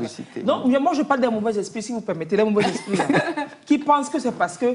Mais en même temps, les mauvais esprits là, ils te disent que... Et puis quand ils parlent, tu vois que c'est pas très faux. C'est des pays qui sont riches là, qui ne sont pas stables. Mali, uranium, or, machin, c'est voudou. Libye, pétrole, beaucoup. C'est voudou. Des pays où vous avez quand même la chance de ne pas avoir beaucoup de choses, vous pouvez être en paix. Si vous avez la chance de ne pas être très riche, vous pouvez être en paix. Mais si vous avez la chance, la malchance d'être riche dans votre sous-sol, votre paix disparaît avec votre richesse. C'est sur ça que ces mauvais esprits se basent peut-être. C'est des mauvais, ils ne sont pas bien. Non, il y a quelqu'un qui disait qu'en Afrique, dès qu'on découvre un gisement de pétrole dans un pays... C'est la guerre qui a découvert ça. Le pays sombre dans c'est pas très faux ou bien. C'est pas quand on prend l'exemple du Nigeria, le Nigeria est immensément riche en pétrole plus que la Libye. Et voici Boko Haram qui dit que... Mais voilà là où le Nigeria est. Il y a des pauvres. Il devait être plus loin que là où il est. Absolument. C'est-à-dire que c'est quoi? Mais en dépit de tout, c'est la première puissance économique. C'est une puissance, oui. Le Nigeria, si le Nigeria ne connaissait pas ces problèmes-là, il serait loin, quoi. Oui. Sa force également, c'est que c'est une fédération. Et en plus, la population est grande. Mais c'est également l'une des difficultés. Parce qu'actuellement, il y a des... Pendant longtemps, il y a eu des mouvements indépendantistes, notamment le Biafra, qui voulait faire sécession, et soutenu par des États. Hein. C'est la France qui a soutenu la République biafraise. Donc, ça a fait que ça fragilise un peu l'État. Avec le terrorisme islamiste aussi qui a fait son apparition, ça a fragilisé beaucoup plus. Moi, mon problème aussi, c'est que si nous-mêmes, nous ne nous y mettons pas, il n'y aura pas la guerre chez nous, quoi. Est-ce qu'il ne faut pas travailler sur nos mentalités, savoir où se trouvent vraiment nos intérêts, plutôt que de chercher à faire plaisir à un pays extérieur, je ne sais pas, contre, je sais pas, de l'argent, et puis... On est responsables, nous en sommes responsables ici. Est-ce qu'un pays occidental, tu as vu la population, un blanc venir combattre? C'est ce que voilà. C'est-à-dire que c'est nous-mêmes, on se combat entre nous-mêmes pour quelqu'un d'autre. Exactement.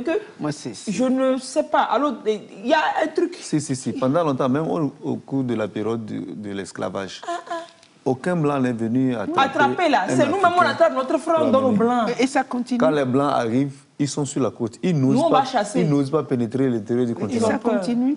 Ils ont peur et le climat aussi n'est pas favorable. Paludisme, tout ça. Il y a nos frères qui sont sur la côte. Toutes les populations côtières ont fait de l'esclavage. Tous ceux qui ont habité la côte là, c'est eux qui ont prospéré. Il y a eu des royaumes esclavagistes. Au Togo, par exemple, on parle du royaume de Gliji. C'est un royaume esclavagiste. Ça va à l'intérieur, ça prend le bétail. Au Bénin, le royaume de Porto-Novo et de Dahomey, c'est un royaume esclavagiste qui vit de l'esclavage, c'est-à-dire de la vente des esclaves. Et non, quand vous dites esclaves, c'est comme si c'était d'autres personnes qui vivent de la vente de leurs frères, de leurs frères et sœurs. Voilà. Le blanc ne vient pas. Ils ne ratissaient pas dans leur localité. Hein. Ils vont au fond, à l'intérieur, plus loin, pour attraper le bétail humain. Les autres pour venir vendre.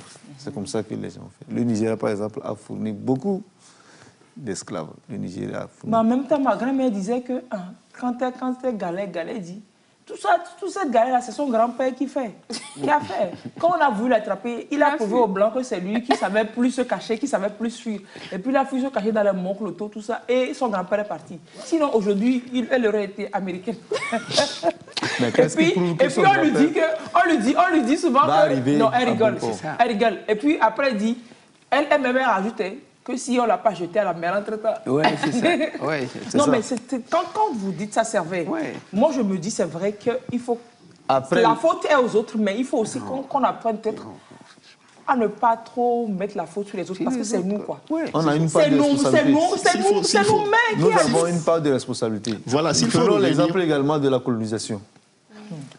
Je prends l'exemple du Togo. Quand les Allemands sont arrivés, ils n'atteignaient pas 100. Contre une population. Mais ils ont colonisé tous les Togolais.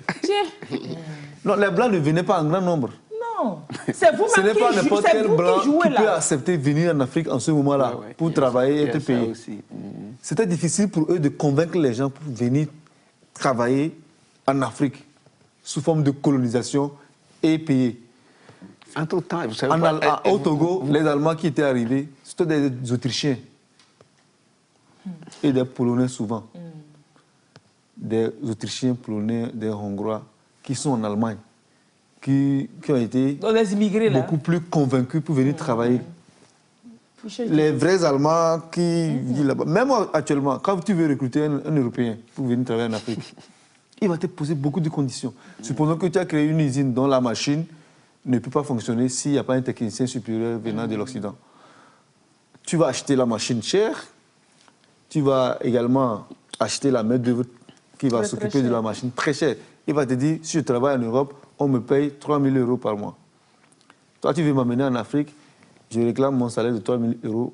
Mais il faut que tu me donnes des primes parce que je vais venir travailler dans un pays que je ne connais pas, le climat est chaud et tout. Il va réclamer 1 000 € de plus. Il va réclamer un billet maintenant, quand il va par arriver, mois. Il va dire qu'il soit logé dans un hôtel où il y a un grand confort. Qui n'a pas chez lui. Vous allez l'amener à l'hôtel au Nomo 2 février, où je ne sais. Chez lui, il ne peut pas dormir dans cet hôtel. Où il sera payé cher, logé cher, restauré cher. Parfois, nous préférons ça. Et on est content. Parfois, on préfère ça à la même qualification. Compétence locale. Ouais, parce que c'est la peau, en fait. C'est nos frères que les Blancs ont recrutés comme soldats de la coloniale. C'est eux qui vont nous chercher. Si on doit te punir, si c'est un soldat blanc qui te punit, tu es content. C'est mieux que si c'est un soldat noir qui te punit. avec sa culotte là. il est plus sévère que le soldat. Non, ça n'a pas disparu, mais ça continue. On a un complexe, il faut le reconnaître.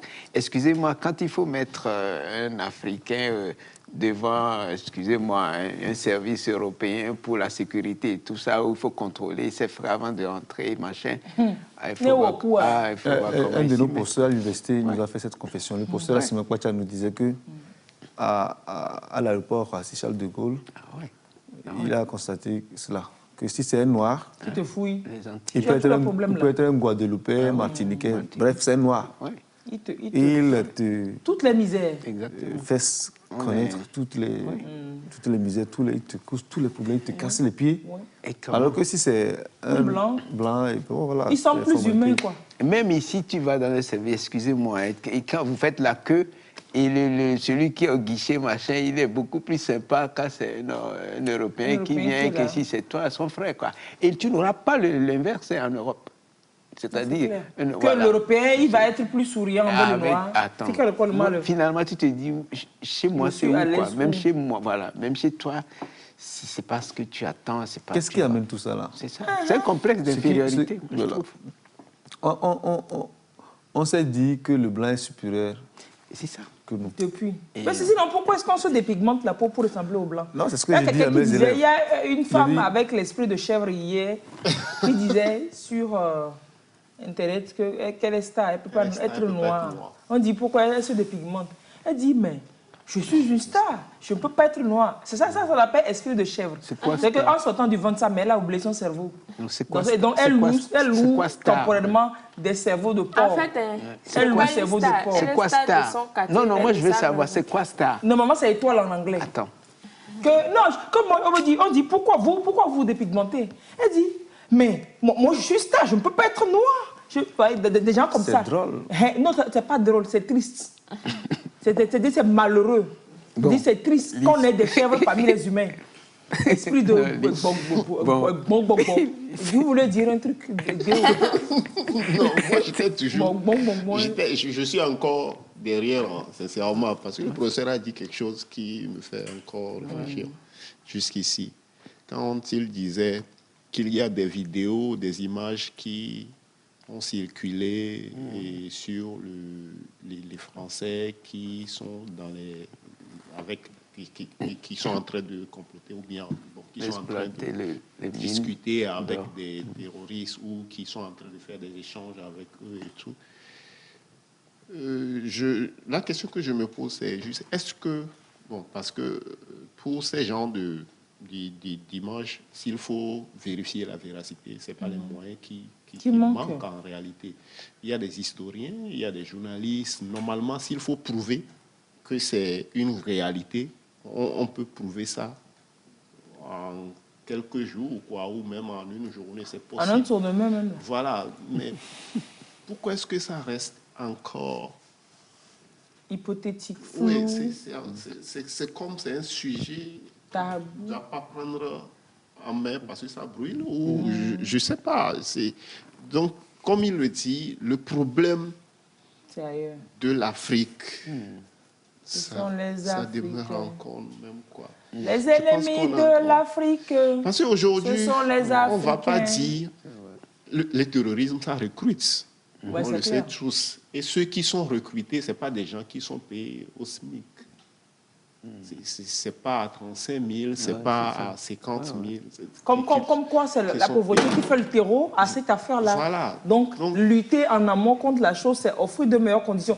Même dans votre développement, quand vous nous disiez que dans cette bande du Sahara où les gens ont été négligés, les gens réclamaient de vivre, d'être pris en compte.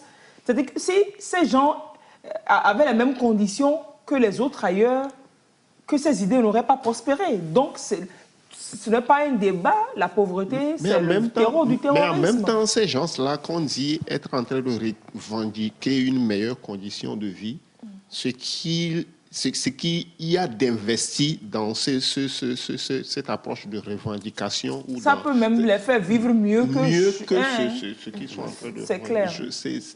C'est bizarre. Il y a un gros... Il y a également l'endoctrinement. C'est des gens qui sont souvent aussi endoctrinés, surtout le terrorisme religieux. Et tu vois, c'est comme la dame, comme on a dit, la dame chèvre qui dit qu'elle doit se documenter là. Il y a aussi des gens comme ça qui ne peuvent pas réfléchir par eux-mêmes. Oui. Et il n'y a pas que ça. Est-ce qu'il n'y a pas des gens, dans tout ça là, il n'y a pas des gens qui sont du genre, je ne sais pas, possédés par cet esprit de... Il faut laisser les esprits tranquilles. Non. En fait, je ne parle pas au sens propre. Voilà, je ne pense pas, je ne parle pas au sens propre, en fait. Et Voilà. esprit de quoi? Pas esprit comme possession, comme nous avons l'habitude de le dire. Est-ce qu'il n'y a pas autour de ça des gens qui ont envie de voir l'autre souffrir? Il n'y a pas des gens qui ont envie de faire du mal? Voilà. Gratuitement? Des sadiques. Satan est descendu déjà sur terre. Docteur. Donc c'est... Non, c'était affaire de... Non mais attendez quoi. Je vais prendre mon plaisir à voir quelqu'un souffrir comme ça seulement. Ben si c'est pas ça. Parce que là, par exemple... Les enfants qui ont été enrôlés pour faire la guerre, au départ, ils avaient peur, mais après, c'est devenu comme... Ouais. Non, mais c'est qu'ils prennent aussi de la drogue et tout ça, voilà, oui, qui font qu'ils ne sont plus... aussi Voilà. de tuer, de faire du mal. Ils ne sont plus dans leur... Les gens font du mal, les gens arrivent à tuer l'autre sans prendre de la drogue. Là, par exemple, si nous prenons l'exemple de ce qui s'est passé au Nigeria la dernière fois avec de simples étudiants, qui ont tué à mort leur camarade parce qu'elle a parlé vous voyez mal. qu'il y a un problème. C'est ce que j'ai dit. L'endoctrinement, oui, dites.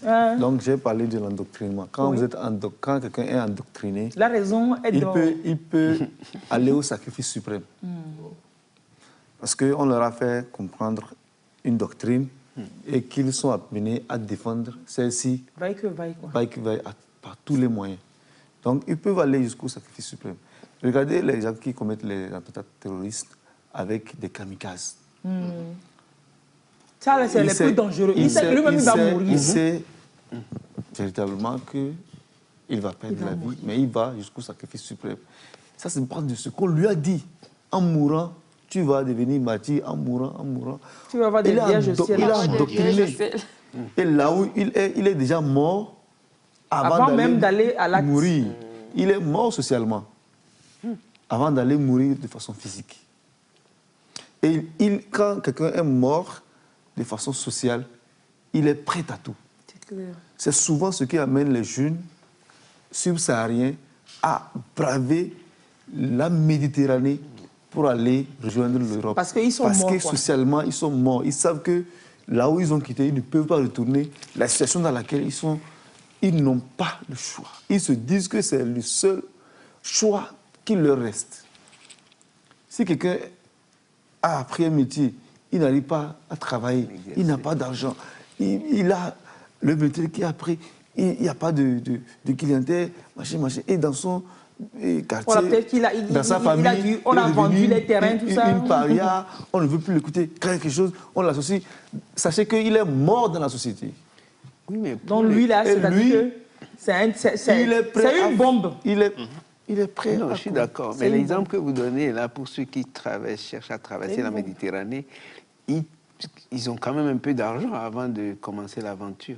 Il y en a qui n'ont pas grand-chose. Oui, non, pour voyager, pour aller jusque-là, ils doivent trouver des passeurs. Ils demandent. Oui, mais je ne comprends pas ça. Et on vous dit qu'il y a des gens qui meurent par centaines, vous y allez. C'est pour ça qu'il vous dit qu'il est mort déjà, là. Le gars, parce qu'on a dit que c'est parce qu'il se sent pauvre qu'il n'a pas de sous machin. Quand il a pu avoir l'argent là, est-ce qu'il ne peut pas faire quelque chose d'autre que de tenter l'aventure? Il est mort. Oui, l'argent qu'il collectionne là, je ne sais pas, qu'il collecte là. Il est mort. C'est des gens arrivés en Libye, ils font des en Algérie, passent un bon moment pour travailler. Pour travailler et avoir l'argent pour avant de pouvoir rassembler les moyens nécessaires. C'est là-bas, quoi. Pourquoi il ne peut pas revenir chez lui s'il a pu se faire de l'argent? Parce qu'il se dit que peut-être chez lui, il a fait des expériences, ça n'a pas marché. Il se dit, il va encore prendre cet argent. Non. Même ici, aujourd'hui, il y a des gens à qui, quand tu lui donnes 3 millions aujourd'hui, il ne va rien faire avec. Il préfère partir que de se lancer dans quelque chose. Ça dépend des expériences. Mais c'est un risque. Vous savez, qu'en partant, vous n'êtes pas sur la terre. C'est ça, il vous dit qu'il est mort, en fait. Il y a des gens qui ont tenté, qui ont réussi. Pourquoi c'est pas lui qui envoie les photos. Qui mettent les photos sur les statuts. Il fait semblant, il va prendre photo quelque part. C'est pas, tu vas en Europe, tu l'appelles, il ne va jamais, tu ne vas jamais connaître chez lui parce qu'il dort dans les bouches de goût. Tu ne vas jamais rencontrer. Il vous trompe sur Facebook seulement qu'il fait quoi. Donc, c'est des gens qui sont Et morts. c'est mirobolant. Mais maintenant, docteur, comment est-ce qu'on fait? Dans la communauté aujourd'hui, l'autorité appelle à signaler tout comportement suspect que l'on trouve. Il n'y a que comme ça, c'est une lutte participative aujourd'hui parce que les terroristes sont parmi la population. Il n'y a qu'avec la population que l'on puisse vraiment essayer peut-être d'anticiper. On ne peut pas arriver à maîtriser. Jamais. La plus grande armée du monde, même, il paraît. Ouais. On ne peut pas arriver à bout de ce phénomène s'il n'y a pas une collaboration entre la population et les gens qui sont au front. Même quand on parle des enquêtes, c'est souvent la population civile qui livre les informations précieuses aux enquêteurs. Donc, c'est très important qu'aujourd'hui, au Togo, avec les événements récents, qu'il y ait une franche collaboration.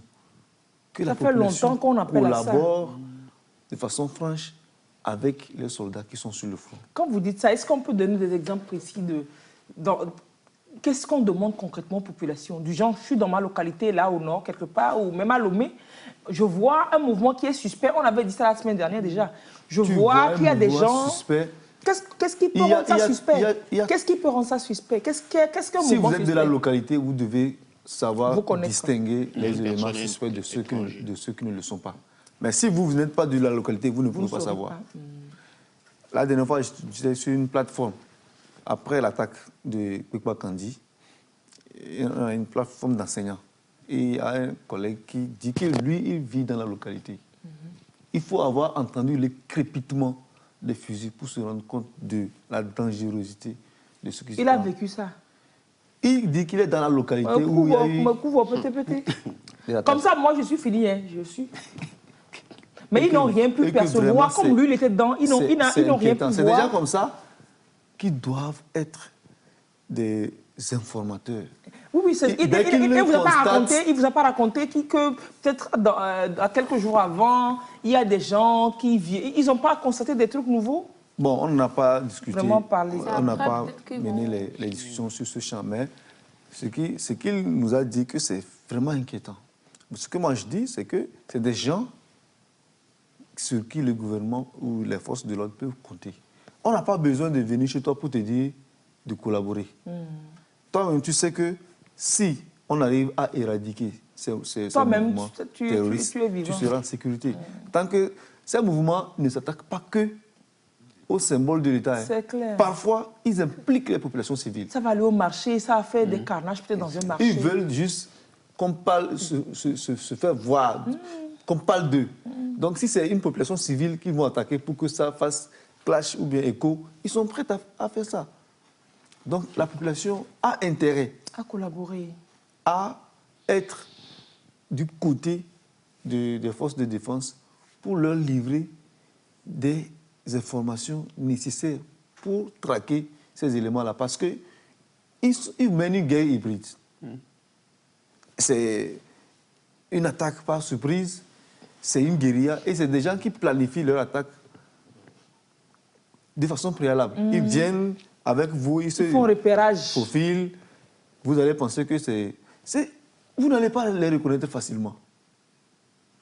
Donc, c'est vraiment un travail pénible. Donc, quand on constate peut-être des étrangers dans la localité... Pas forcément même un seul qui Oui, vient. quand on constate il faut qu'on le suive. Peut-être signaler à l'autorité qu'il y a quelqu'un qui est là. De la police, de la gendarmerie, qui circulent sur les réseaux sociaux, que les gens prennent soin de les enregistrer dans leur portable, surtout ceux qui sont dans les localités.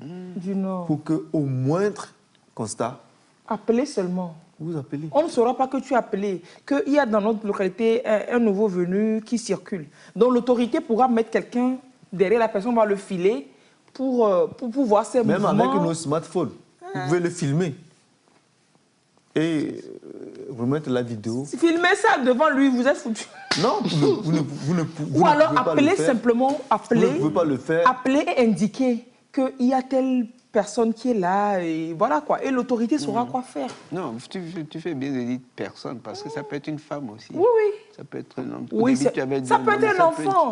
Voilà. Même dans un marché au Nigeria, c'est une jeune petite fille qui s'est fait exploser dans le temps. Voilà. Petite fille, tu peux pas t'imaginer. C'est que personne n'est là à l'abri. Personne n'est à l'abri. C'est extraordinaire quand même. Personne n'est à l'abri. Et c'est pas parce que, bon, on pense que sa zone n'est pas atteinte qu'il faut se sentir Non. indifférent, quoi. Non. Oui, c'est le pays. Ça peut péter un peu. C'est le pays, partout, ça hein. peut péter partout. Le pays tout entier, c'est un corps. Lorsqu'une partie d'un corps est blessée, il faut que la douleur se ressente à C'est tous les niveaux. clair. C'est un organisme. Donc, quand un organe ne fonctionne pas bien, ça impacte sur l'organisme, c'est clair. En même temps, ce n'est pas des bêtes. S'ils ont frappé ici hier, demain, aujourd'hui, c'est peut-être ailleurs qui Oui, vont tout à fait. frapper. Tout à fait. Aussi. Oui. Maintenant, il y a le travail aussi de relais de cette information-là qui incombe aux journalistes, qui demande aussi beaucoup d'actes. Parce que hier, j'écoutais, je ne me rappelle plus c'était quelle radio, où des journalistes défendaient la théorie selon laquelle les Togolais ont peur de l'armée, les Togolais ont peur de soldats.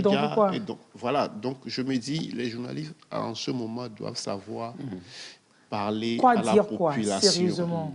Parler à la population. Parce qu'entre-temps, il y a eu ce problème, il y a eu ce même système qui s'est créé autour des accidentés. Quand il y a accident, on dit, quand tu appelles, les journalistes disent, quand tu appelles, que la population dit que quand tu appelles, on te perd le temps, on te pose des questions, c'est pour de bonnes causes, quoi.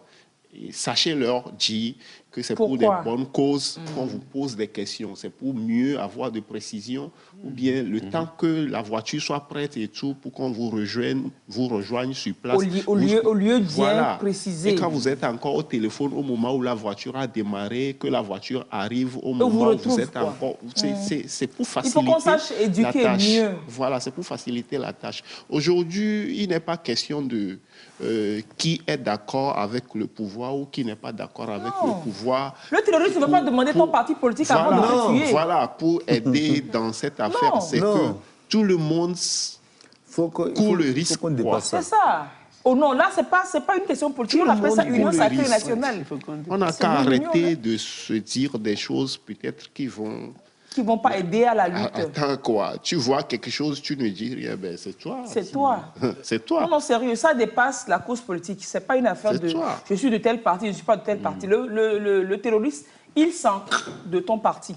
Lui, il veut juste agir pour qu'on parle de lui. Donc, parce que tu n'aimes pas quelqu'un qui est quelque part, que le danger est à côté, que tu ne vas pas signaler le danger pensant que c'est à l'autre que tu es en train de faire du mal, c'est faux. Donc aujourd'hui, c'est vrai que pour faciliter cette collaboration avec la population, l'armée le fait depuis, hein, c'est des missions humanitaires, des missions sociales que ça fait. Dans les zones où l'opération Kundwara est installée, c'est vrai que c'est des écoles qui sont électrifiées, c'est des opérations militaires, des campagnes foraines médicales qui sont organisées. C'est beaucoup d'activités qui sont faites avec les populations, justement dans l'objectif de casser ce mythe-là, avoir l'adhésion de la population, se rapprocher plus de la population pour qu'elle ait confiance, pour qu'elle nous parle. Il faut également impliquer les autorités locales et les leaders d'opinion dans ce travail de sensibilisation. De toutes les façons, la population a à gagner plus à gagner. Parce que, écoutez, vous ne pouvez pas être en sécurité lorsque les terroristes sont là. Mais vous allez vous sentir en sécurité lorsque les forces de défense et de sécurité seront là. C'est clair. Donc, en ce moment-là, on doit avoir un dépassement de soi. Union sacrée, là. On doit mettre de côté les divisions et les querelles intestines et politiques et faire réjaillir la fibre patriotique. Quand la patrie est touchée, il faut que les gens s'investissent et se mobilisent pour faire naître et pour faire renaître la fibre patriotique pour que la patrie prenne le dessus sur toute autre considération. C'est ça. Moi, j'ai bien aimé la cascade de communiqués de condamnation, tous les partis politiques, les organisations de la société civile. Personne ne peut accepter ça. Tout le monde a condamné. Ce n'est que de bonnes guerres.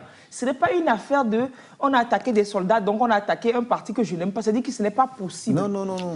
Ce n'est pas possible. Il faut qu'on dépasse ça, quoi. Et quand le professeur dit que c'est une affaire de sécurité, quand les terroristes sont là, vous n'êtes pas en sécurité et tout, moi je voudrais que les gens comprennent que c'est au-delà d'affaires de sécurité, hein, parce que Avant, on parlait de sécurité quand on a des gens autour de nous, braquage et tout ça là. Parce que ici, là, ils ne sont pas là pour vous braquer, ils ne sont pas là pour vous tabasser, quoi. Ça dépasse. Ils sont là pour vous ôter la vie. De sécurité, là. Petite sécurité. Voilà, c'est au-delà de ça. C'est la même sécurité. Tu as terroriste à côté de toi, mais quand même, quoi. Non, c'est vrai, c'est vrai. Ma plus grande crainte est que les terroristes parviennent à recruter des personnes à l'intérieur du pays. De ces personnes mortes psychologiquement. C'est ça, c'est ce dont on parle. Donc, comme vous le dites, c'est beaucoup de choses à faire en amont. Élaborer, alors intensifier plus les programmes de prise en compte des personnes vulnérables.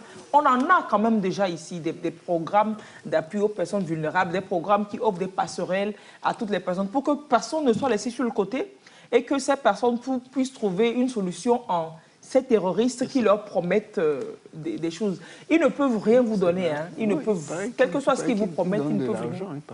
Pour recruter, il paraît qu'ils donnent suffisamment de sous. Maintenant, c'est pourquoi il faut dire à ces personnes qui sont mortes psychologiquement qu'en fait, il n'y a pas de coût pour une vie. Tu prends de l'argent, c'est peut-être ta mère, ton père, ou alors c'est toi-même qui vas mourir. Qu'est-ce que ça vaut l'argent? Il y a un discours qu'on leur sert également. Mis à part les moyens financiers, on arrive à les monter contre le pouvoir, à les monter contre l'État. Alors que, vous dites que l'État est tel, l'État est tel. Le terroriste, il n'a pas de parti, hein. Il n'a pas de parti pris. Si tu trompes, tu rentres dedans, tu es aller attaquer. Non. Celui qu'on vous présente comme étant un adversaire, mis à part les moyens financiers. Mais le problème, c'est où est-ce qu'ils arrivent à rassembler les jeunes et leur parler? Non, ce n'est pas des rassemblements. Peut-être c'est des B2B, peut-être. Hein. Ils ont des bases. Les terroristes ont des bases où ils s'entraînent. Sur un territoire national. Dans nos pays, quoi. Ça se fait au Mali. Ça se fait au Burkina Faso. Et on ne connaît pas là-bas. Oui, dans les zones qui contrôlent. Ils ont des bases militaires d'entraînement. Et souvent, pour les anéantir, on fait des frappes. Des frappes ciblées. Ciblées. De leurs casernes, de leurs réserves, arsenal de guerre et autres.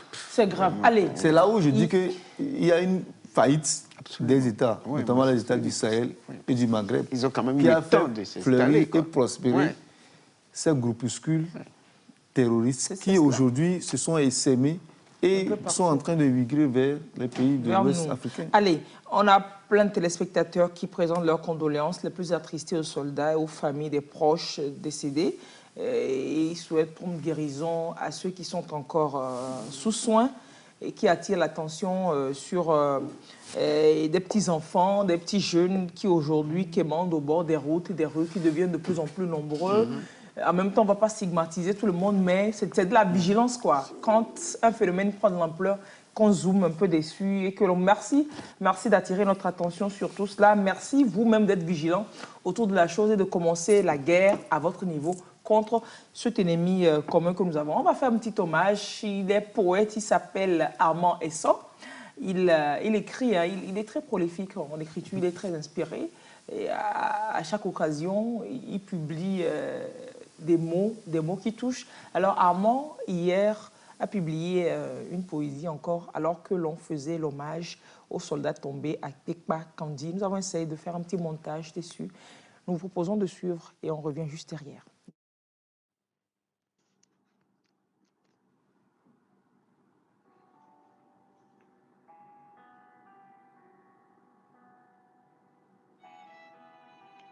Je m'en vais.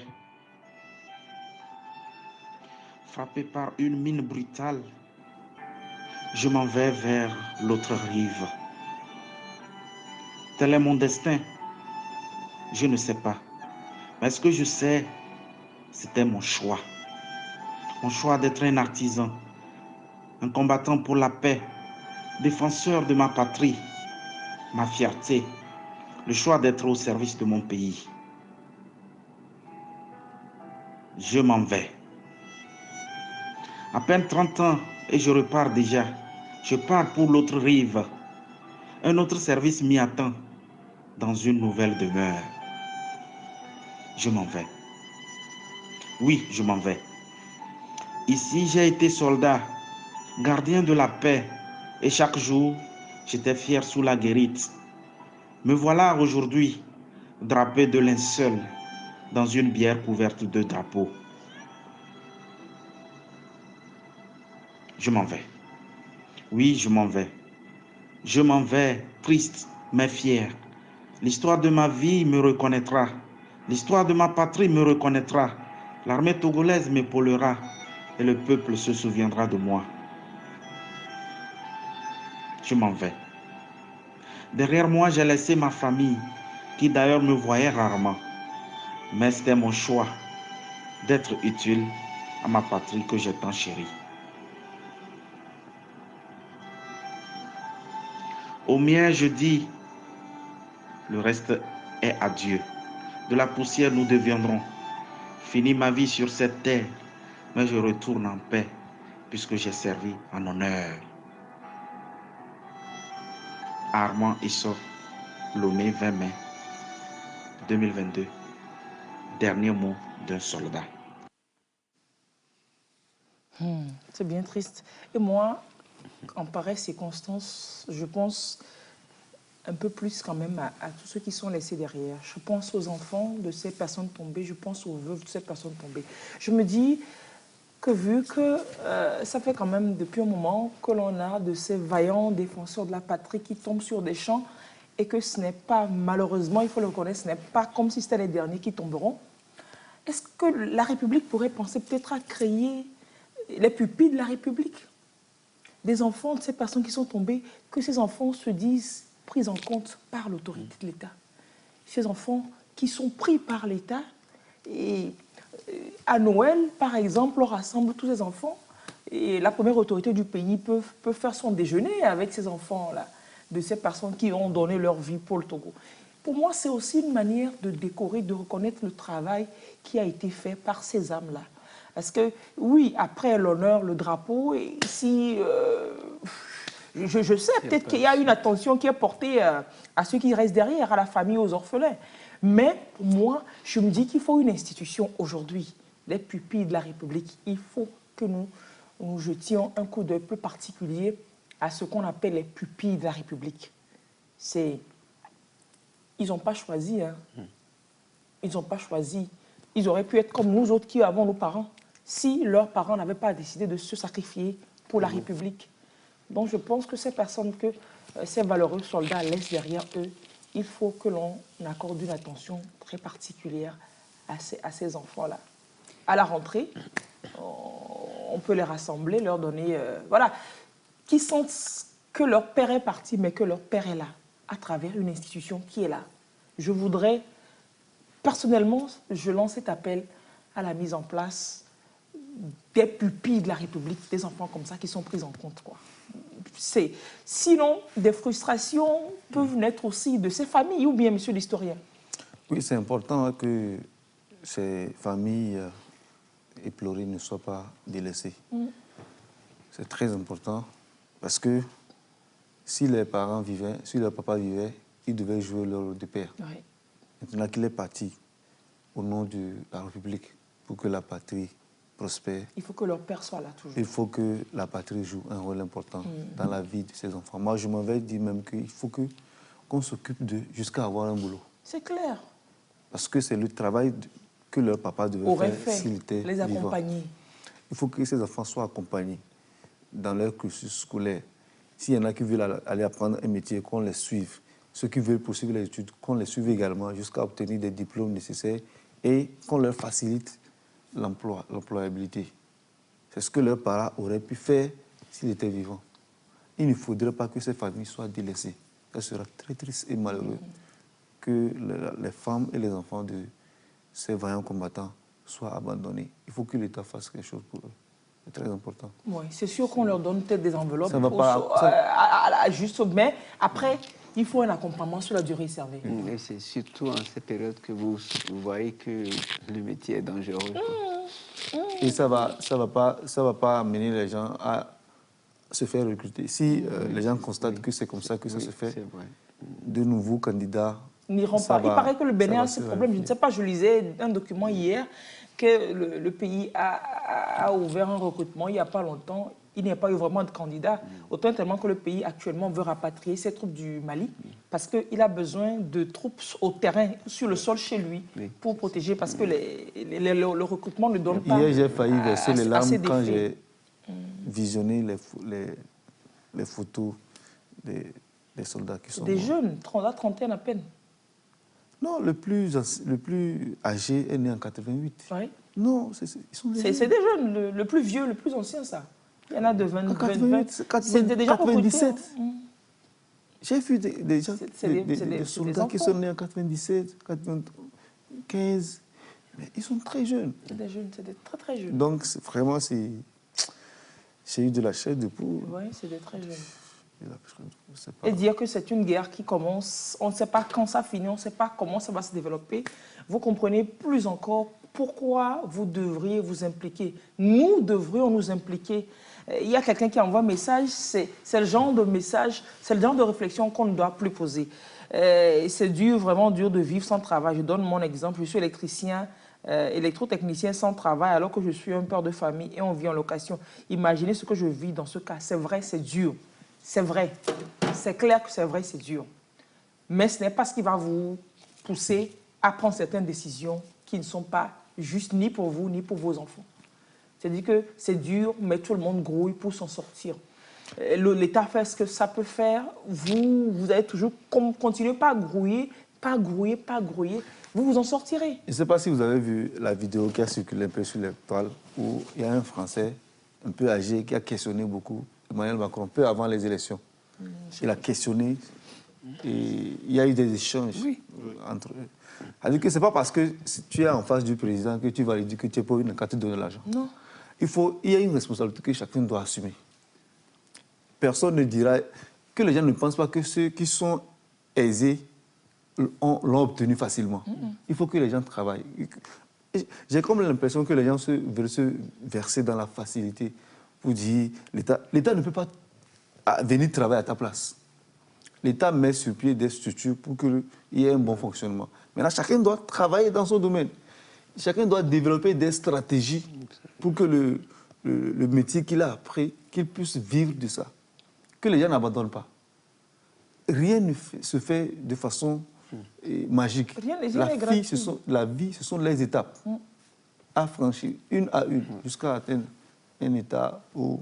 Voilà, c'est vrai, quelqu'un peut faire mieux pour vous, quelqu'un peut être catalyseur pour vous, pour que ça aille vite. Mais ce n'est pas parce que la personne ne le fait pas ou bien ne le fait pas bien que vous n'allez pas faire ce qu'il est de votre ressort. Grouillez-vous, cherchez toujours, battez-vous. Vous avez vos diplômes, vous êtes électrotechnicien, montez votre petite structure, je ne sais pas, n'attendez pas d'être employé. Si vous réfléchissez toujours, vous allez trouver des solutions au fur et à mesure, quoi. C'est-à-dire que la personne est mieux placée pour savoir quelle stratégie faut mettre sur pied pour pouvoir s'en sortir par rapport au domaine que j'ai fait. Oui, vous avez raison. Il y a des gens... des fois même, tu laisses le domaine en attendant, tu te cherches autre ailleurs. Si, et pour pouvoir financer ton projet. Le domaine. Si c'est ouvrir un atelier et il te vaut des matériels, tu n'as pas d'argent, mais tu laisses... Tu fais des manœuvrages, tu fais des travaux. Tu fais des petits jobs, le temps de rassembler le minimum. Si tu as un soutien d'un membre de famille, ou voilà, tu fais le reste. Certains le font, parce que j'avais fait un petit reportage sur ceux qui lavent les voitures, là. Et certains m'ont dit qu'ils lavent les voitures, il se faut parfois de sous. Hein. Beaucoup de sous. Ils disent que c'est pour passer le permis et essayer de conduire un taxi. C'est ça. Il y a toujours des alternatives. Il y a certains qui font le gardiennage. Mais il y a d'autres. Voilà. Voilà, en fait, il y a des petits métiers qu'on refuse de faire ici, Oui. mais on court pour aller de l'autre côté, Oui, pour aller faire ça. Voilà. C'est ça. C'est vrai. Non, sérieusement, c'est vrai que c'est dur. Moi, jusqu'à avoir la maîtrise, j'étais aide-maçon. Aide-moi, doctorat.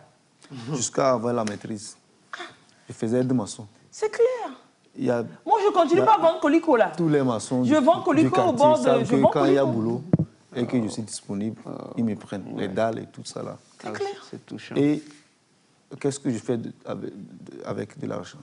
Je finance vos études. Ce qu'il y a à acheter, j'achète. Ce qu'il y a à photocopier, je photocopie. S'il y a à faire des économies, je fais des économies. Non, le problème, c'est que certains vont se dire, oh, moi, je ne peux pas faire ça. Non, comment tu peux pas? Le problème, c'est ça, effectivement. Il faut savoir l'objectif que tu poursuis. Justement. Moi, je savais que je devais poursuivre mes études loin. Donc, il vous faut... Je ne suis pas en train de faire aide-maçon pour trouver à manger. Ou alors pour acheter le dernier Adidas. Non, pour aller faire la vie avec, non. Et il y en a Je suis qui- dans une...